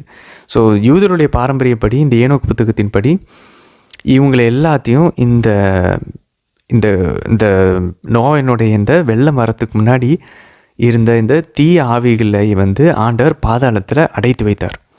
அந்த சிறையில், ப்ரிசனில் அவங்க கிட்ட போயிட்டு அவங்களுக்கு நமக்கு தெரியும் ஆண்டவர் செய்தி சொல்லணும்னா அவங்க மனமாற முடியாது. ஸோ இந்த ஆவிகள் கிட்ட போயிட்டு ஆண்டவர் தன்னுடைய வெற்றியின் முழக்கத்தை இட்டுட்டு அவர் வெற்றிகரமாக அதுக்கப்புறம் ஒரு உயிர் தெழுந்தார் அப்படின்னு சொல்லி பார்க்கணும். ஸோ பாதாளத்தில் இறங்கினப்போ அப்போ ஆண்டவர் வந்து 2 விஷயம் பண்ணியிருக்காரு பாதாளத்தில் இறங்கி. ஒன்று, நீதிமான்களினுடைய ஆன்மாக்கள் அவங்களுக்கு மீட்பை அறிவித்து அவங்களை விடுதலை செய்து அவர் உயிர் தெழும் போது அவங்கள கூட்டிக்கிட்டு நம்ம அதை மத்திய நிகழ்ச்சியில் பாஸ்ட்டும் ஒரு சில கல்லறைகள் திறக்கப்பட்டு அவர் முன்னேற்றம் அடைகிறார். இது ஒரு பக்கம் நடக்குது புனித சனிக்கிழமை அன்னைக்கு. இன்னொன்று என்ன நடக்குது, அவரோட வெற்றியின் செய்தியை நான் அவங்கள எல்லாத்தையும் ஜெயிச்சிட்டேன் அப்படின்றத இந்த தீய ஆவிகள்கிட்டையும் அடைத்து வைக்கப்பட்டிருக்க இந்த தீய ஆவிகள்கிட்டையும் ஆண்டவர் போய் முழக்கம் எடுக்கிறார். வெற்றியின் முழக்கம் ஒரு விக்டராக அவர் வந்து அதை போய் அறிவிக்கிறார். ஸோ இந்த 2 விஷயங்களை ஒரு புனித சனிக்கிழமை அன்றைக்கி அவர் செஞ்சுருக்கார். அப்போ நம்ம இனிமேல் விசுவாச அறிக்கையில் பாருங்கள், பாதாளத்தில் இறங்கி 3ஆம் நாள் இறந்தவரிடமிருந்து உயிர் தெழுந்தாருன்னு சொல்லும்போது ஒரு பக்கம் நீதிமன்றங்களை கூட்டிகிட்டு எழுப்புறாரு, இந்த பக்கம் தீயாவிகளுக்கிட்ட அவர் ஜெயிச்சு அதை அறிவிச்சிட்டு வர்றாரு. ஸோ இப்படி வந்து நமக்கு இந்த அறிஞர்கள் வந்து ஒரு எல்லா இன்டர்பிரிட்டேஷனையும் வச்சு ஒரு மேலோட்டமான ஒரு பாசிபிளான ஒரு விளக்கத்தை கொடுக்குறாங்க நண்பர்களே. 21ஆம் வசனம் பாருங்கள். இப்போ அந்த தண்ணீர், அந்த வெள்ளத்தை அடிச்சுட்டு போன அந்த தண்ணீரை பற்றி பேசுகிறார் புனித பவுல். பாருங்கள், அந்த தண்ணீரானது திருமுழுக்கிற்கு முன்னடையாளம். இத்திருமுழுக்கு உடலின் அழுக்கை போக்கும் செயல் அல்ல, அது குற்றமற்ற மனசான்றுடன் கடவுளுக்கு தரும் வாக்குறுதியாகும். இது இயேசு கிறிஸ்துவின் உயிர்த்தெழுதல் வழியாக இப்பொழுது உங்களுக்கு மீட்பு அளிக்கிறது. முதல்ல அப்போ பாருங்கள், நோயின் காலத்தில் அந்த வெள்ளம் அடிச்சுட்டு போச்சு பாருங்கள். அந்த தண்ணி உலகத்தில் இருக்கக்கூடிய கெட்ட மக்கள் எல்லாத்தையும் அடிச்சுட்டு போயிடுச்சு. அதே போல் ஞானஸ்நானத்தின் போது தான் நம்ம தலையில் தண்ணி ஊற்றுறது இந்த நோயின் காலத்தில் வெள்ளம் வந்ததுக்கு ஒரு ஒரு ஒரு ஒரு நிறைவு. இந்த கிரேக்கத்தில் வந்து முன்னடையாளம் சொல்கிறது வந்து ஆன்டி டைப்போஸ்ன்னு சொல்கிறாங்க. அப்படின்னா அந்த முன்னடையாளத்தினுடைய ஒரு நிறைவு, ஃபுல்ஃபில்மெண்ட் இது. இப்போது ஒரு குழந்தை தலையில் தண்ணி ஊற்றும் போது எப்படி அந்த கெட்ட மனிதர்கள்லாம் அந்த வெள்ளத்தில் அடிச்சுட்டு போனாங்க, வெள்ளத்தின் தண்ணியில், இந்த திருமுழுக்கின் தண்ணியில் அவருடைய கெட்ட அழுக்கு எல்லாம் அழிச்சிட்டு போகுது. உடம்பின் அழுக்கு இல்லை, ஆன்மாவில் இருக்கக்கூடிய அழுக்கு. இதில் தான் ரீஜெனரேஷன் அப்படின்னு சொல்லி நம்ம சொல்கிறோம். அதில் திருமுழுக்கு நம்மை மீட்கும். The baptism now saves us அப்படின்னு சொல்லி சொல்கிறாங்க நண்பர்களே. ஸோ அங்கே வந்து நோவா அந்த இதில் தண்ணீரில் அடிச்சுட்டு போனதுக்கப்புறம் ஒரு புதிய வாழ்க்கை துவங்குது, ஒரு புதிய உடன்படிக்கை ஆண்டவர் ஏற்படுத்துகிறார். இங்கே ஞானஸ்நானத்தின் தண்ணியை குழந்தை மேலே ஊற்றும்போது அதுக்கு ஒரு புதிய வாழ்க்கை பிறகுது, அது புதுசாக பிறக்குது. இப்போது கடவுளுடைய பிள்ளையாக மாறுது, ஆண்டவருடைய புதிய உடன்படிக்கைக்குள்ளே அது ஈடுபடுது. ஸோ இப்படி 2 தண்ணீரும் ஒத்து போகுது பாருங்கள் நண்பர்களே. ஸோ இது ஏதோ வெளியில் உடம்ப கழுவுறது இல்லை, இது உள்ள ஆன்மாவை தூய்மையாக்குது. ஆனால் தான் பாருங்கள், குற்றமற்ற மனசான்றுடன் கடவுளுக்கு தரும் வாக்குறுதி. அதை வந்து ஒரு அப்பீல்னு சொல்கிறாங்க நம்ம. அப்படின்னா கடவுள்கிட்ட ஒரு வாக்குறுதி கொடுக்குறோமா, எங்களுடைய மனசான்று வந்து குற்றமற்றதாக இருக்குது அப்படின்னு சொல்லிட்டு. ஸோ இது ஏதோ ஃபிசிக்கல் எஃபெக்ட் இல்லாமல் இது ஒரு ஸ்பிரிச்சுவல் எஃபெக்ட் இந்த ஞானஸ்நானத்துக்கு இருக்குது. இதுதான் நம்ம வந்து அதனால தான் இதை வந்து ஸ்பிரிச்சுவல் ரீஜெனரேஷன் சொல்கிறாங்க. இதில் ஒரு சில பிரிந்து போன சகோதரர்கள் இதை ஏற்றுக்க மாட்டாங்க. ஞானஸ்நானம் சும்மா வந்து ஒரு வெளி அடையாளம் தான் அப்படின்னு சொல்லுவாங்க. இல்லை, தண்ணீரினாலும் தூய் ஆவினவர்னாலும் நம்ம மறுபிறப்படையணும். வெறும் தூய் ஆவினவர்னால மட்டும் இல்லை, தண்ணீரும் அது கூட செய்யணும். இன்னொரு இடத்துல நம்ம வாசிச்சோம் இதுக்கு முன்னாடியே, தண்ணீரினாலும் வார்த்தையினாலும். அப்போ வார்த்தையும் சொல்லணும், தந்தை மகன் தூய் ஆவியானவரின் பெயரால் உன்னை நான் கழுவுகிறேன்னு சொல்லி வார்த்தையும் சொல்லணும், தண்ணீரும் ஊற்றணும். அதனால தான் இதை நம்ம சொல்கிறோம், விருத்த சேதனம் உடலில் இருக்கக்கூடிய அழுக்கை அது அகற்றுச்சு. ஸோ புனித பவுலுக்கு பின்னாடி இதுவும் இருக்குது பேக்ரவுண்டில். அங்கே ஆபிரகாம் வந்து ஈசாக்கு விருத்த சேதனம் செஞ்சப்போ யூதர்கள்லாம் விருத்த சேதனம் உடம்பில் இருக்கிற அழுக்கை நீக்கினாங்க. ஆனால் இந்த ஞானஸ்தானம்ன்றது ஆன்மாவில் இருக்கக்கூடிய அழுக்கை நீக்குது. அது வந்து அந்த கடின உள்ளத்தை எடுத்து போடுது. அப்போது பேப்டிசம் எவ்வளோ ஒரு ஸ்பிரிச்சுவல் எஃபெக்ட் இருக்குது பாருங்கள் நண்பர்களே. சரி, 4ஆம் அதிகாரத்துக்குள்ளே போவோம் பாருங்கள். 1 பேதுருவில் 4ஆம் அதிகாரம் 1-2 வசனங்கள் பாருங்கள். இந்த பாவத்திலேருந்து வெளியே போகணுன்னா நிறையா பிரிந்து போன சகோதரர்கள் வந்து நமக்கு இதை சொல்லுவாங்க. ஆண்டவர் நம் பாவங்களே சுமந்து விட்டார், இனிமேல் நீங்கள் வருத்தப்பட வேண்டிய அவசியம் இல்லை, நீங்கள் துன்புற வேண்டிய அவசியம் இல்லைன்னு. இல்லை, பைபிள் துன்புற சொல்லுது. ஆண்டவர் நமக்காக முன்மாதிரி விட்டுட்டு சென்றிருக்கார். துன்புறுவது பாக்கியம்னு சொல்லுது. ஏன்னா நான் அவருடைய பாடுகளில் பங்கு கொள்கிறேன். அப்போ தான் நான் ஆட்சியில் இணைய முடியும். இப்போ பாருங்களேன், ஒரு ஜாலியாக ஒரு கேக் வாக் கிடையாது. ஆண்டவர் எல்லாத்தையும் செஞ்சுட்டார், இப்போ நான் ஜாலியாக என்ஜாய் பண்ணலாம். எவ்வளோ ஒரு சுயநலம் அதில் இருக்குது பாருங்களேன். ஆண்டவர் எல்லாத்தையும் எனக்கு செஞ்சுட்டாரு, நான் இப்போ வந்து ஜாலியாக என்ஜாய் பண்ணேன். ஆண்டவர் செஞ்சுட்டாரு, நம்ம செய்ய முடியாத அவர் செஞ்சுட்டாரு. நம்மளால் என்ன பண்ணி எவ்வளோ துன்புற்றாலும் நம்ம விண்ணகத்தின் கதவுகளை திறக்கவே முடியாது. இட்டர்னல் டேமினேஷன்லேருந்து நம்மளை அவர் விடுவிச்சிட்டாரு. ஆனால் அவருடைய பாடுகளில் இப்போ நம்ம பங்கு பெற வேண்டிதான் இருக்கிறது. இல்லைனா இது வந்து ஒரு போலி இல்லை நண்பர்களே. நம்ம பாட்டுக்கும் ஏதோ ஆண்டவர் அது எப்படி அது நியாயமாகும்? அப்போ நம்மளும் அவருடைய பாடுகளில் இப்போ ஒரு மறைபொருளாக அவர் 2000 வருஷம் முன்னாடி பட்ட அந்த பாடுகளில் இப்போ நம்ம படுறோம், அவரோட பங்கு பெறுகிறோம். ஸோ அப்போ அவர் என்ன சொல்கிறார் பாருங்கள், பாவத்திலேருந்து வெளியே வரணும்னா ஈஸியாக ஜாலியாக இல்லை பாருங்கள். கிறிஸ்து தம் ஊனுடலில் துன்புற்றார். 1 பேதுரு 4:1-2 அப்பொழுது அவர் கொண்டிருந்த மனநிலையை நீங்களும் படைக்கலமாக பூண்டு கொள்ளுங்கள். அப்போ அதை நம்ம போட்டுக்கணுமா? நானும் இனிமேல் நான் வந்து துன்புற போகிறேன், என் உடம்புல நான் துன்புற போகிறேன். ஊனுடலில் துன்புறுவோர் பாவத்தை விட்டு விடுகின்றனர். அவர்கள் தங்கள் ஊனுடல் வாழ்வின் எஞ்சிய காலமெல்லாம் மனிதருக்குரிய தீய நாட்டங்களுக்கு இசையாமல் கடவுளின் திருவிழப்படி வாழ்கின்றனர். அன்பார்ந்தவர்களே, எவ்வளோ பவர்ஃபுல்லான ஒரு வசனம் பாருங்களேன். ஊனுடலில் துன்புறுகிறவன் பாவத்தை விட்டு விடுகிறான். அப்போ நான் உடலை வருத்தும் போது, உபவாசம் செய்யும்போது தான் பாவத்தை விட்டு விடுகிறோம். ஏன் தெரியுமா? அப்போ தான் ஆவியானவர் சொல்கிறத நம்ம கேட்போம், ஆவிக்குரிய இயல்பின்படி நம்ம செயல்படுவோம். இல்லைன்னா ஊனு இயல்பின் செயலுக்கு நம்ம அப்படியே சாஃப்டாக போய்கிட்டே இருப்போம், அப்படியே சொகுசு கொடுத்துக்கிட்டே இருப்போம். அந்த உடம்பை வருத்தும் போது தான், துன்புறுத்தப்படும் போது தான் அது நம்மளுக்கு கட்டுப்பட்டிருக்கும். ஊனு இயல்பு ஆவிக்குரிய இயல்பின்படி நம்ம செயல்படும். அதனால என்ன நடக்குது பாருங்கள், உடம்பை அந்த மாதிரி நம்ம துன்புறுத்தி அதை நம்ம பாவத்தை விட்டு விடும்போது, இனிமேல் நம்ம ஊனுடலில் வாழும்போது எஞ்சிய காலமெல்லாம் நம்ம தீய நாட்டத்தின்படி நம்ம இசையாமல், உடம்பு கேட்கறதுக்கெலாம் போக மாட்டோம். அதுக்கு சொல்லுவோம், நீ போகக்கூடாது, அவ்வளோதான். இப்போது பைபிள் வாசிக்கணும், பைபிள் வாசிக்கணும், முட்டி போடணும், முட்டி போடணும். இசையாமல் கடவுளின் திருவிழப்படி வாழ்கின்றார்கள். எவ்வளோ பவர்ஃபுல்லாக இருக்குது பாருங்கள் நண்பர்களே. அப்போ பாருங்கள், இனிமேலாவது நம்ம அட்லீஸ்ட் ரொம்ப பெருசாலாம் பண்ணணும் பாருங்கள். புனித குழந்தை தெரசா அம்மா வந்து அவங்களால உடம்புலலாம் பெருசாக பண்ண முடியல. அப்போ ஆனால் அவங்க அதை விட கஷ்டமானதை பண்ணாங்க. ஒரு க்யூரியாசிட்டியெல்லாம் கட் பண்ணாங்க. இப்போ ஒரு லெட்டர் கொடுக்குறாங்க, அந்த லெட்டர் அவங்க படிக்க மாட்டாங்க.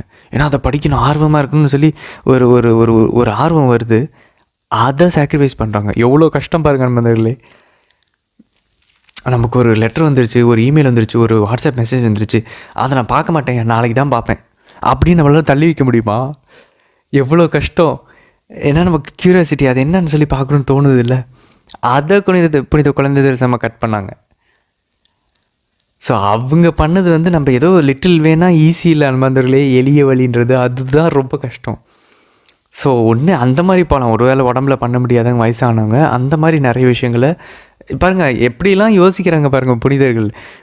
ஒரு சாக்ரிஃபைஸ் பண்ணி அதை ஒப்பு கொடுக்குறாங்க. எதுக்கு புனித குழந்தை தெரசா அதை வந்து பண்ணாங்க? ஒரு லெட்டர் படிக்கிறதுல என்னங்க தப்பு இருக்குது? அதையே அவங்க வந்து படிக்காமல் அப்படியே கொடுத்துட்டாங்க அவங்க சுப்பீரியர்கிட்ட. அந்த லெட்டரை படிக்கவே இல்லை. ஏன்?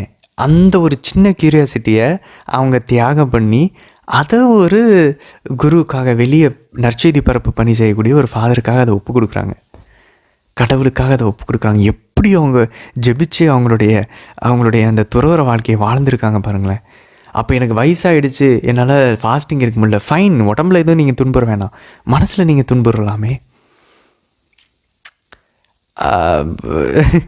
புனித ஜெசிந்தாவை எடுத்துக்கோம், ஃபாத்திமாவில். அவங்க வந்து இந்த துன்பத்தை பற்றி பேசுனா அவங்களுக்கு மனசு ரொம்ப கஷ்டமாக இருக்கான். இருந்தாலும் பேசுங்க, என் மனசு கஷ்டப்பட்டுட்டோம், அந்த கஷ்டத்தை நான் மாதா கிட்ட ஒப்பு கொடுக்குறேன், அதை மாதா எடுத்துகிட்டு போயிட்டு பாவிகளுடைய மனமாற்றத்துக்கு ஒப்பு கொடுக்கணுன்றாங்க. குழந்தை 6வது படிக்கிற பொண்ணு எப்படி யோசிக்குது பாருங்கள் நண்பர்களே. எப்படிலாம் இன்னோவேட்டிவாக யோசித்து நம்ம மாதாவுக்கு வந்து துன்பங்களை ஒப்பு கொடுக்கலான்னு யோசிக்குதுங்க. அது ஒரு ரூட்டு. இன்னொரு ரூட்டு அசிசியார் போல், இன்னாசியார் போல், புனித பிலிப் நேரியை போல் உடலை வருத்துறது, புனித டொமினிக்கை போல் சாட்டையால் அடிக்கிறது, முட்டி போடுறது, கையை தூக்குறது, உபவாசம் இருக்கிறது. புனித வனத்தந்தோனியாரெலாம் 20 வருஷம் 6 மாதத்துக்கு தேவையான ப்ரெட்டை வந்து அந்த காலத்தில் ப்ரெட் வந்து அது ஏதோ கெட்டு போகாதான் எப்படின்னு எனக்கு தெரியல, அந்த ஸ்டேல் ப்ரெட்டாக ஏதோ சொல்லுவாங்க. ஸோ அந்த மாதிரி வந்து ப்ரெட்டை மட்டும் வச்சுக்குவாராம், ஒரு வேளை சாப்பிடுவாராம் கொஞ்சமாக. 20 வருஷம் உள்ள ஒரு ஒரு ஒரு பாலடைஞ்ச ஒரு புனித வனத்து அந்தோனியார், செயின்ட் ஆண்டனி ஆஃப் ஈஜிப்த், எகிப்தின் புனித அந்தோனியார், வனத்து அந்தோனியாருடைய வாழ்க்கை வரலாறு படிக்கணும். முதல் புனித அத்தனாசியார் எழுதியிருக்காரு. புனித அத்தனாசியார் எகிப்தை சார்ந்தவர் தான். ஸோ அவருடைய ஊரை சார்ந்த அந்த புனிதர் பற்றி ஒரு புனிதர் இன்னொரு புனிதரை பற்றி எழுதியிருக்கார். Life of Saint Antony of Egypt by Saint Athanasius. கண்டிப்பாக வச்சுக்கணும், சின்ன புத்தகம். இதுதான் அகஸ்தினார் மனமாத்திர புத்தகம். மனமாற்றத்துக்கு ஒரு முக்கியமான ஒரு பங்களித்த புத்தகம். ஸோ வனத்தந்தனியார் பாருங்கள், 20 வருஷம் ஒரு பாலடைஞ்சு ஒரு இதுக்குள்ளே போயிட்டார். அங்கே ஒரு தண்ணி இருந்துச்சான், அது போதும். 6 மாதத்துக்கு தேவையானது ப்ரெட் எடுத்துகிட்டு போயிடுவாராம். அதுக்கப்புறம் திருப்பி 6 மாதம் கழித்து ஒரு ப்ரெட்டை திரும்ப கொண்டு வந்து லோட் பண்ணுவாங்க, அவ்வளோதான். 20 வருஷம் கழித்து வெளியே வந்தார் நண்பர்களே. அவர் உடம்புல எந்த மாற்றமும் இல்லை. அவர் எப்படி உள்ளே போனாரோ அதே மாதிரியே தான் ஒரு 20 வருஷம் கழித்து வெளியே 30 வயசில் என்னமோ உள்ளே போகிறாரு, 50 வயசில் வெளியே வராரு, அப்படியே இருந்தாராம். அதுக்கப்புறம் அவர் கொடுக்குற பிரசங்கம் இருக்குது பாருங்கள், அதை இப்போ தான் அதை வாசிச்சுட்டு இருந்தேன், அவ்வளோ அழகாக இருந்தது. அந்த பிரசங்கத்தில் அவ்வளவு சாத்தானுடைய தந்திரங்களை அவர் வந்து புட்டு புட்டு வைக்கிறாரு. அதை வாசிக்கும் போது இது ஐயோ நம்மளுடைய வாழ்க்கையில் அப்போ இவன் இப்படி தானே விளையாண்டிட்டு இருக்கான் அப்படின்னு சொல்லிட்டு நிறைய நம்ம பார்க்க முடியும். ஸோ முடிஞ்ச வனத்து அந்தோனியாருடைய புத்தகத்தை தமிழில் எனக்கு இருக்கா என்னன்னு தெரில நம்ம, பட் ஆனால் இங்கிலீஷில் இருக்குது. ரொம்ப சின்ன புக்கு தான், ரொம்ப ஸ்மால், ஒரு சில பேஜஸ் தான் இருக்கும், ஒரு 60-70 பேஜ் தான் இருக்கும். கண்டிப்பாக வாசிக்கணும். நம்ம ஆவிக்குரிய வாழ்க்கையில் எவ்வளோ போராட்டம் இருக்குன்றதை அங்கே நம்ம பார்க்கலாம். ஸோ அந்த மாதிரி உடம்பை வருத்துறது வந்து, உடம்பை வருத்தும் போது பாவத்தை விட்டு விடுகிறோமான் முதலே. ஸோ ஸ்டார்ட் பண்ண முடியல, அட்லீஸ்ட் முட்டி போட ஆரம்பிப்போம். ஒரு 3 ஜெபமாலைக்கு சின்ன சின்னதாக ஃபாஸ்டிங் இருப்போம், நான்வெஜ் தவிர்ப்போம், ஸ்வீட் தவிர்ப்போம். இதெல்லாம் ஸ்டார்டிங் குட்டி குட்டியாக பண்ண ஆரம்பிக்கலாம். ஆனால் ஒரு முக்கியமான விஷயம், நம்ம முதல்ல எக்ஸ்ட்ரீமுக்கு சாத்தம் கொண்டு போயிட்டு நம்மளை பண்ண விடாமல் பண்ணிடுவோம். ஹெவியாக இருக்க வச்சுட்டு அப்புறம் ஃபாஸ்டிங் பார்த்தாலே பயப்படுற ஒரு நிலைமைக்கு கொண்டு வந்துடுவோம். தெளிவாக மாதா கிட்டே கேட்டு, இப்போதைக்கு நம்ம மனசில் எவ்வளோ பலம் இருக்கோ அந்த பலனுக்கு ஏற்ற மாதிரி மட்டும் பண்ணணும்.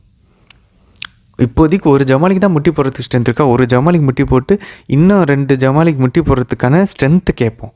நான் ஒரேடியாக நான் இப்போ 3 ஜமாலிக்கு முட்டி போடுறேன்னு சொல்லி முட்டி போட்டுட்டு அதுக்கப்புறம் முட்டி வெளியே வந்துட்டு அதுக்கப்புறம் நான் போடவே மாட்டேன்னு சொல்லி அவன் அதை பண்ண வச்சுருவான். ஸோ அதனால் தெளிவாக கடவுள்கிட்டே மாதாக்கிட்டே கேட்டுட்டு, உங்களுக்கு மனசில் எவ்வளோ பண்ணுறதுக்கு பலன் இருக்குதோ, விசுவாசம் இருக்குதோ, அந்த தைரியத்தை ஆவினவர் கொடுக்குறாரோ, திடனை கொடுக்குறாரோ, அந்த உடல் ஒருத்தல் மட்டும்தான் நம்ம இப்போ ஃபஸ்ட்டு ஸ்டார்ட் பண்ணணும். அதில் எனக்குமே வந்து ஃபாஸ்டிங் இருக்கப்பலாம் மாதம் ஸ்டெப்பாக தான் கொண்டு வந்தாங்க. ஒட்டாலாம் வந்து அவங்க பண்ணல. ஒரு ஒரு ஒரு ஃபஸ்ட்டு ஒரு வருஷத்துக்கு ஒரு ஸ்டெப் ஃபாஸ்டிங்கில் இருந்தோம். ஸ்டார்டிங் பண்ண வச்சாங்க. ஃபஸ்ட்டு ஒரு 10 வருஷத்துக்கு வந்து ஸ்லோவாக நான்வெஜ்லாம் கொஞ்சம் கம்மி பண்ணாங்க. 10 வருஷத்துக்கு பார்த்துக்கோங்க. அதுக்கப்புறம் ஒரு வருஷத்துக்கு லைட்டாக ஃபாஸ்டிங் ஸ்டார்ட் பண்ணாங்க. அதுக்கப்புறம் ஒரு 3 வருஷத்துக்கு கொஞ்சம் ஹெவியாக பண்ணாங்க. இப்போ கடைசி அதுக்கப்புறம் 4வது வருஷத்தில் வந்து ஹெவியான ஃபாஸ்டிங்குள்ளே கொண்டு போனாங்க நண்பர்களே. ஸோ அதனால் ஸ்டெப்பாக தான் கொண்டு. இப்போ நான் இந்த 4வது வருஷம் 5வது வருஷம் பண்ணுறத நான் வருஷம் இமேஜின் கூட பண்ண முடியாது, என்னால் அதை பண்ணியிருக்கவே முடியாது. ஆனால் இப்போ அதுக்கான தெம்பியும் பலனையும் ஸ்ட்ரென்த்தையும் கடவுள் கொடுத்து தான் பண்ண வைக்கிறாரு.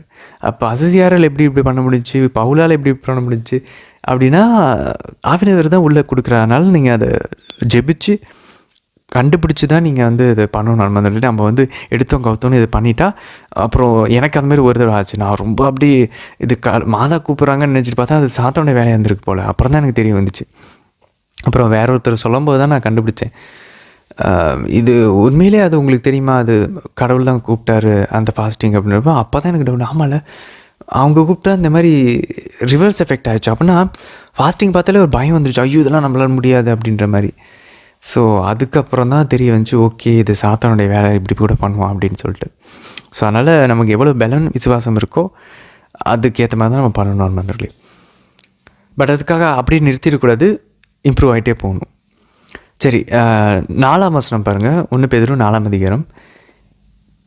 இப்போதோ நீங்கள் அவர்களோடு சேர்ந்து அத்தகைய தாறுமாறான வாழ்க்கையில் நடப்பதில்லை. இதை அவர்கள் கண்டு வியப்படைகிறார்கள், இதனால் உங்களை பழிக்கிறார்கள்.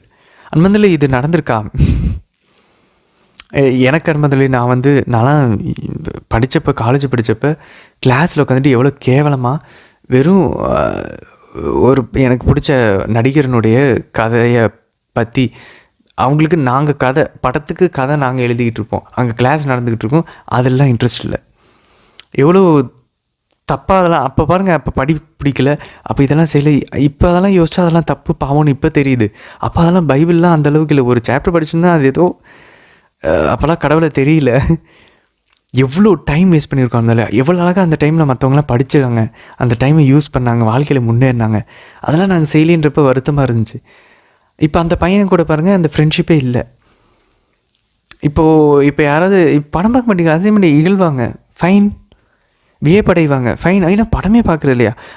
அந்த பையன் ரொம்ப நல்ல பையன் தான், நல்ல ஃப்ரெண்டு தான், என்னுடைய நண்பர் தான். ஆனால் அவர் கூட இப்போ கான்டாக்டே இல்லை. அவர் இன்னமும் ஹெவியாக அதே நடிகர் பின்னாடி தான் சுற்றிக்கிட்டு இருக்காரு, அவருடைய ஒரு ரசிகராக.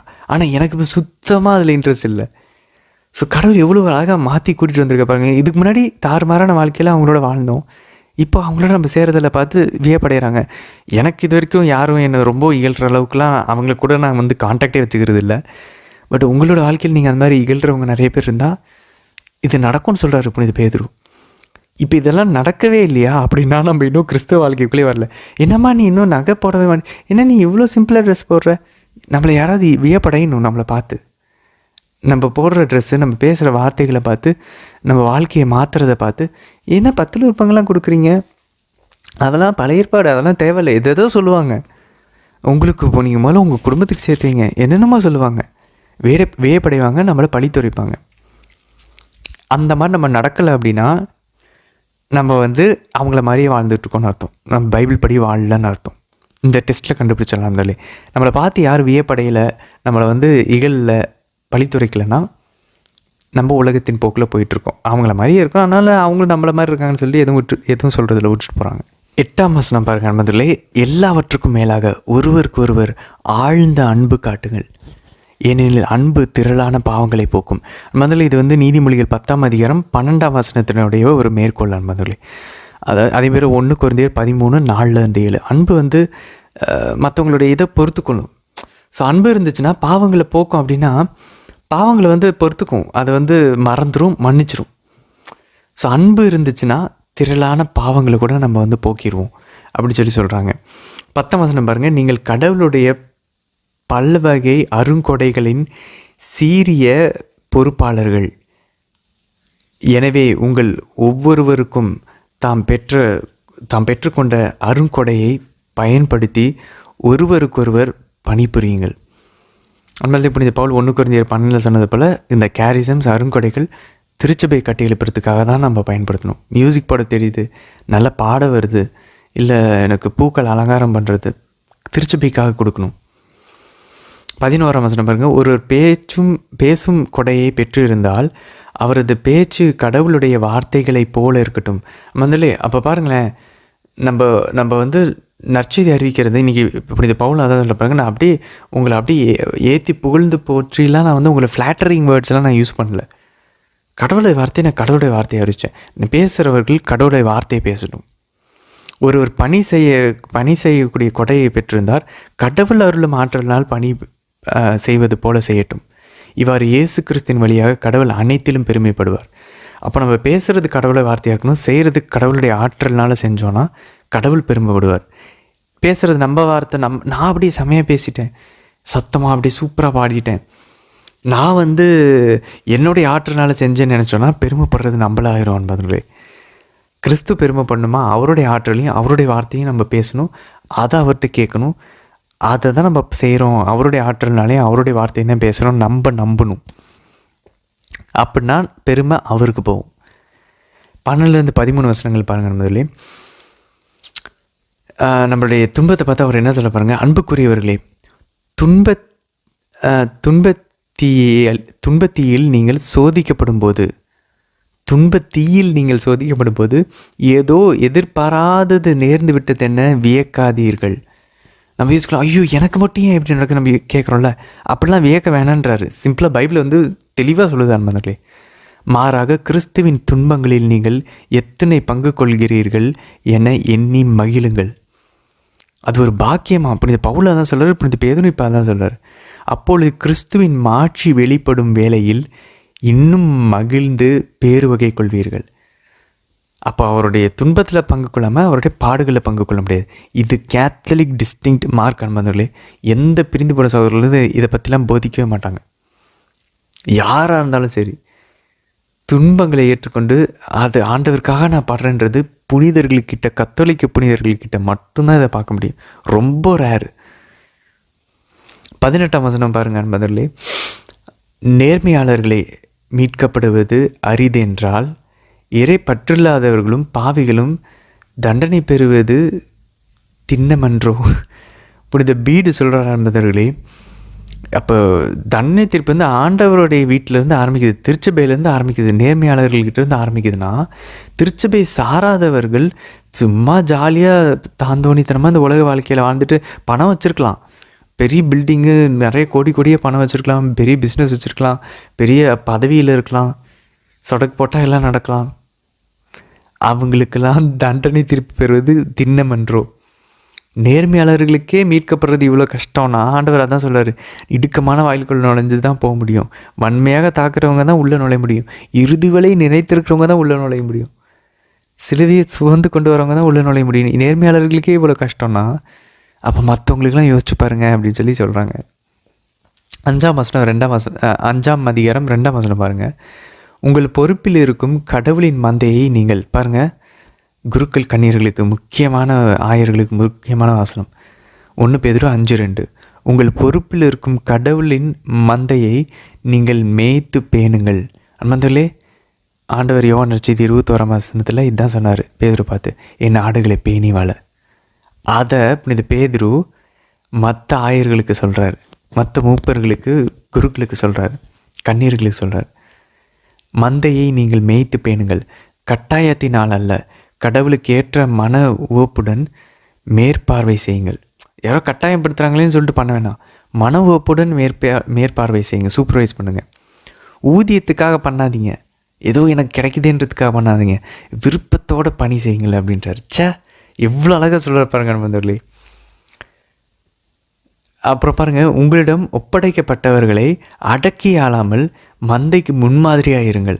அப்போ பாருங்கள், நான் ஊதியத்துக்காக பண்ணக்கூடாது, அடக்கி ஆளக்கூடாது, அதே நேரத்தில் நான் கட்டாயத்தினாலே பண்ணக்கூடாது, ஏதோ வேண்டா வெறுப்பாக பண்ணக்கூடாது. இப்போ நிறைய இதுதான் பிரச்சனையாக இருக்குது நண்பர்களே. வேண்டா வெறுப்பாக அப்போ பண்ணக்கூடாதுன்ற இந்த 3 விஷயங்களும் குருக்கள் கண்ணீர்களுக்கும் பொருந்தும், ஆயருக்கும் பொருந்தும், அப்பா அம்மாவுக்கும் இது பொருந்தும். வீட்டில் 7ஆம் வசனம் பாருங்கள், ஃபேமஸான வசனம் என்பதில் நம்ம மனப்பாடம் பண்ணணும். உங்கள் கவலைகளை எல்லாம் அவரிடம் விட்டுவிடுங்கள், ஏனெனில் அவர் உங்கள் மேல் கவலையாக இருக்கிறார். 1 பேதுரு 5:7. எப்பப்பெல்லாம் கவலை வருதோ இதை நம்ம ஞாபகம் வச்சுக்கணும். கவலைப்படாமல் இருங்கள், ஏன்னால் அவர் உங்கள் மேல் கவலையாக இருக்கிறார். அவர் நம்மளை பற்றி கவலைப்பட்டுருக்கார். நம்ம கவலைப்பட வேண்டியதெல்லாம் ஒன்று தான், நான் அவருக்கு உகந்தவனாக வாழ்கிறேன்னா அவ்வளோதான்.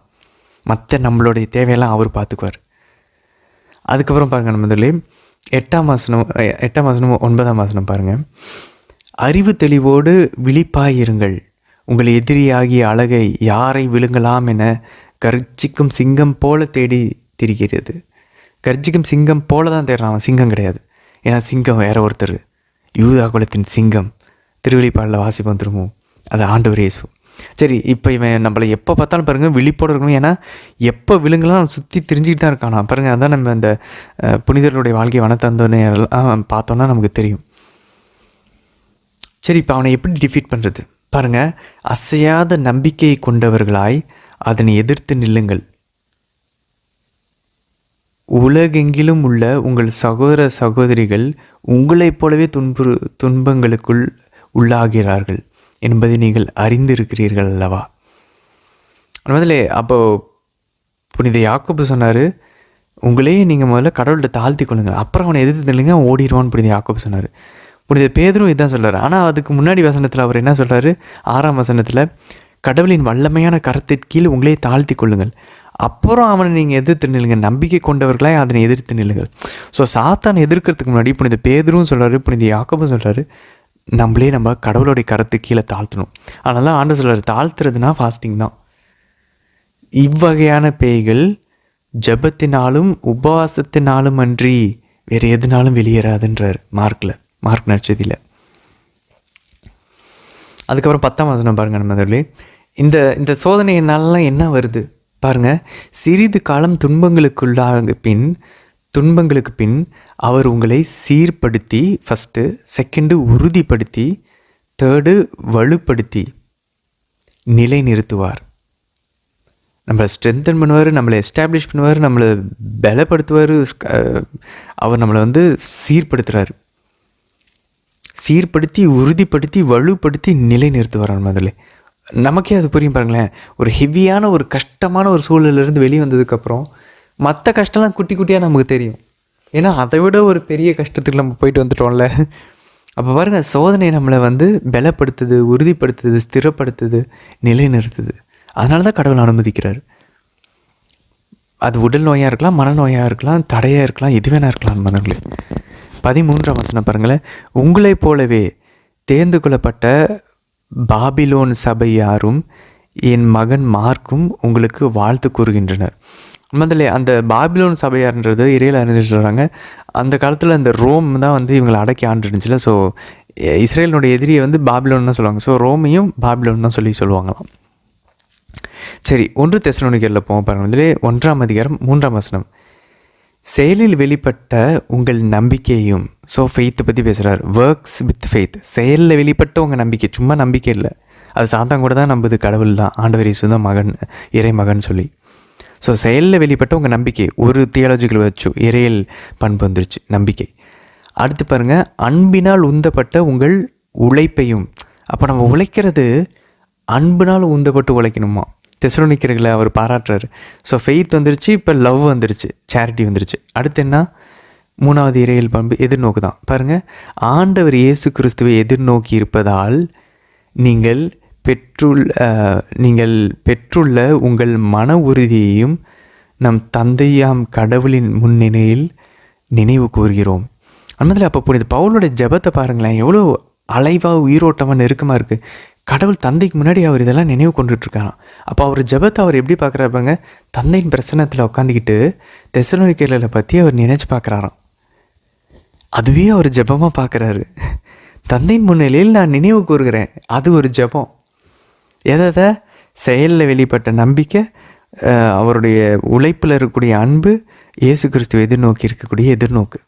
Faith, hope, love. 6ஆம் வசனம் பாருங்க. என்பதிலே மிகுந்த வேதனை நடுவிலும் நீங்கள் தூய ஆவி அருளும் மகிழ்வோடு இறைவார்த்தையை ஏற்றுக்கொண்டீர்கள். இவ்வாறு எங்களைப் போலவே ஆண்டவரை போலவும் நடப்பவர்களானீர்கள். அன்பதிலே ஆண்டவர் அப்படி தான் துன்பப்பட்டார், புனித பவுல் அப்படி தான் துன்பப்பட்டார், அப்போஸ்தலர் அப்படி தான் துன்பப்பட்டாங்க. இப்போ இந்த தெசலோனிக்க மக்களும் மிகுந்த வேதனைக்கு நடுவுலையும் தூய ஆவி அருளும் மகிழ்வோடு இறைவார்த்தையை ஏற்றுக்கொண்டார்களாம். அப்போ அந்த மிகுந்த வேதனைக்கு மத்தியில் புனிதர்களால் மட்டும் எப்படி சந்தோஷமாக இருக்க முடிஞ்சுச்சு? ஏன்னா அது தூய ஆவி அருளும் மகிழ்வு. அன்பாந்தலே அப்போது நம்ம ஜாய்ஃபுல்லாக இருக்க முடியுதுன்னா நம்மளாலாம் மைண்டை ஃபோக்கஸ் பண்ணிலாம் ஜாயெல்லாம் கொண்டு வர முடியாது. அன்பாந்தலே நம்ம துன்பங்களுக்கு மத்தியிலையும் பீஸ்ஃபுல்லாக சந்தோஷமாக புனிதர்களை போல பாருங்கள், கொடூரமான கேன்சர் நோயிலலாம் துன்புற்று தான் இறந்தாங்க நிறைய புனிதர்கள். ஆனால் அந்த டைமில் அவங்க மன அமைதி ஆழத்தில் எல்லா புனிதர்களுக்கும் அசைக்கப்படவே இல்லை, சந்தோஷம் இருந்துக்கிட்டே இருந்துச்சு.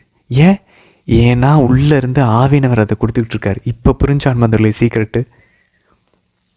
அப்புறம் 2ஆம் அதிகாரம் 2ஆம் வசனம் பாருங்கள். உங்களிடம் வரும் முன்பே பிலிப்பி நகரில் நாங்கள் துன்புற்றோம், இழிவாக நடத்தப்பட்டோம் என்பது உங்களுக்கு தெரியும். இருப்பினும் பெரும் எதிர்பார்ப்பு இடையில் கடவுளுடைய நற்செய்தியை உங்களுக்கு அறிவிக்க நம் கடவுளிடமிருந்து துணிவு பெற்றோம். அன்பதில் அவ்வளோ அசிங்கப்படுத்தி ட்ரெஸ்லாம் கிழிச்சு அவர் ஆடை இல்லாமலாம் அடித்து பவுலையும் சீலாவையும் அடித்து வெளியே துரத்தி விட்டாங்க. தெசலோனிக்கா வரதுக்கு முன்னாடி பிலிப்பில் இருந்து நம்ம இதை வந்து திருத்தூதர்கள் பண்ணி 16ஆம் அதிகாரத்தில் வாசித்தோம்.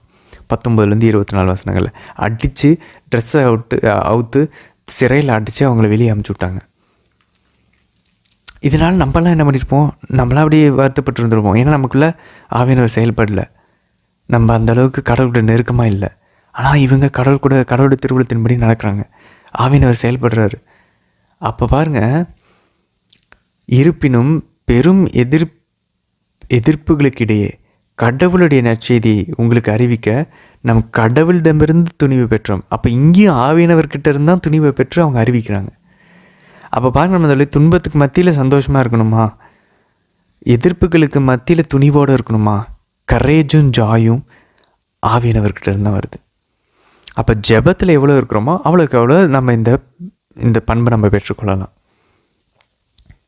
பாருங்கள் 5ஆம் வசனம், நாங்கள் என்றும் போலியாக உங்களை புகழ்ந்து ஏற்றியதில்லை. பாருங்கள், ஃப்ளாட்ரிங் வேர்ட்ஸ்லாம் யூஸ் பண்ணல. நற்செய்தி அறிவிச்சப்போ நற்செய்தி அறிவித்தோம். இது உங்களுக்கு தெரிஞ்சது தான். உங்களெல்லாம் போலியாலாம் அப்படி வந்து உங்களை அப்படியே புகழ்ந்து ஏற்றிலாம் உங்கள்கிட்ட நற்செய்தியை கொடுக்கல. போதனை என்னும் பெயரால் நாங்கள் பொருள் பறிக்க பார்க்கவும் இல்லை. இதற்கு கடவுளே சாட்சி. பாருங்கள், கடவுளே சாட்சின்னு சொல்கிறார். ஸோ இவங்க ஆதாயம் தேடலை, இவங்க சொந்த கையில் உழைச்சி எல்லாத்தையும் சாப்பிட்டாங்க. ஆனாலும் கூட பாருங்கள் நண்பர்களே, நற்செய்தி அறிவித்தாங்க. 7-8 வசனங்கள் பாருங்கள். புனித பவுலுடைய அன்பு, மாறாக நாங்கள் உங்களிடையே இருந்த பொழுது தாய் தன் குழந்தைகளை பேணி வளர்ப்பது போல கடவுள் கனிவுடன் நடந்து கொண்டோம். அன்பதிலே புனித பவுலுடைய அம்மான்ற குணமும் அப்பான்ற குணமும் அவருக்கு வரும் பாருங்கள். இங்கே வந்து தாய் தன் குழந்தையை பேணி வளர்த்துறது போல் நான் உங்களை நடத்தினேன்றார். எப்படி பார்க்குறாரு பாருங்கள். எப்படி அவர் பிள்ளைங்கள பார்த்தாங்க? நற்செய்தியின் பொருட்டு ஞானசனம் கொடுக்கறதுனால அவங்கள மறுபிறப்பு அடைகிறாங்க. ஆவிக்குரிய வாழ்க்கையில் குழந்தைங்களாக பிறக்கிறாங்க அவங்க. அதுக்கு யார் காரணம்? இவர் தான். இவ்வாறு உங்கள் மீது ஏக்கம் உள்ளவர்களாய் கடவுளுடைய நற்செய்தியை மட்டுமின்றி, நற்செய்தி மட்டும் நான் உங்கள்கிட்ட பகிர்ந்துக்கல, எங்களையே உங்களுக்காக கொடுத்து விட ஆவலாக இருந்தோம். ஏனெனில் நீங்கள் எங்கள் அன்புக்குரியவர்கள் ஆகிவிட்டீர்கள். அதில் எவ்வளோ அன்பு செய்கிறாங்க. அப்போ பவுல் இவ்வளோ அன்பு செய்கிறாருன்னா அவர் நற்செய்தி மட்டும் கொடுக்கலையா, அவரே கொடுத்துட்டாராம். அப்போ மாதா எவ்வளோக்கும் புனிதர்கள் எவ்வளோ நம்மளை அன்பு செய்வாங்க, நம்ம எவ்வளோ அவங்கள அன்பு செய்யணும். இப்போ இந்த தெசலோனிக்க மக்கள் திரும்பவும் பதிலுக்கு பவுலுக்கு மொத்தத்தையும் அவங்களே கொடுத்தா என்ன தப்பு?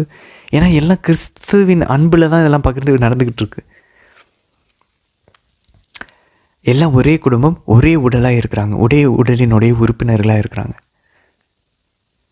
அதுக்கப்புறம் 11ஆம் வசனமும் 12ஆம் வசனம் பாருங்கள். ஒரு தந்தை தம் பிள்ளைகளை நடத்துவது போல உங்களை நடத்தினோம். ஒரு தாய் நடத்தினது போலன்னு இப்போ தான் சொன்னார். திருப்பி ஒரு 4 வசனம் கழித்து ஒரு தந்தை தம் பிள்ளைகளை நடத்துவது போல உங்களை நடத்தினோம். தம்முடைய ஆட்சியிலும் பங்கு பெற உங்களை அழைக்கும் கடவுளுக்கு ஏற்ப நடக்குமாறு உங்கள் ஒவ்வொருவருக்கும் அறிவுரை வழங்கினோம். உங்களை ஊக்குவித்தோம், வற்புறுத்தினோம். இவையெல்லாம் உங்களுக்கு தெரிந்தவையே. அதனால அவங்கள வலியுறுத்தியிருக்காங்க, என்ன சொல்கிறது, ஊக்குவிச்சிருக்காங்க, அறிவுரை செஞ்சுருக்காங்க. இதை தான் இப்போவும் புனிதர்கள் நமக்கு பண்ணுறாங்க. கடவுளுடைய ஆட்சியிலும் பங்கு பெறுறதுக்கு நம்மளை ஊக்குவிக்கிறாங்க, நமக்கு அறிவுரை கொடுக்குறாங்க, நம்மளை பலப்படுத்துகிறாங்க, நம்மளை வற்புறுத்துறாங்க. இதை தான் செய்யணும், இது செய்யக்கூடாது. ஸோ புனிதர்கள் இப்போவும் உறவாடி கொண்டிருக்கிறாங்க. குருக்களை தான் செய்கிறாங்க, கண்ணீர்களை தான் செய்கிறாங்க. அப்பா அம்மா பிள்ளைங்களுக்கு இதை தான் செய்யணும். எல்லாமே ஆவிக்குரிய வாழ்க்கையில் இதை செய்யணும். அதுக்கப்புறம் 18ஆம் வசனம் பாருங்கள் முதல்ல. ஆகையால் நாங்கள் உங்களிடம் வர விரும்பினோம். அதிலும் பவுலாகிய நான் ஒருமுறை அல்ல 2 முறை உங்களிடம் வர திட்டமிட்டேன். ஆனால் சாத்தான் எங்களை தடுத்து விட்டான். முதல்ல இறையியல் அறிஞர்கள் சொல்கிறாங்க, இது ஒருவேளை திருத்தூதர் பணி 17ஆம் அதிகாரம் 5ஆம் வசனத்தில் அந்த தெசலோனிக்காவில் எதிர்ப்புகள் இவங்க சந்திக்க நேரிட்டுச்சு. ஸோ அந்த எதிர்ப்புகள்னால தான் இவங்க வெளியேறினாங்க தெசலோனிக்காவை விட்டு. திருப்பி உள்ளே வர்றதுக்கும் தடையாக இருக்கிறது அந்த எதிர்ப்பாக இருக்கலாம். ஸோ அந்த பிரச்சனையை தான் இந்த யூதர்களும் இந்த பிறனத்தவர்களும் சேர்ந்து இந்த பவுலை வந்து வெளியே தள்ளினாங்க.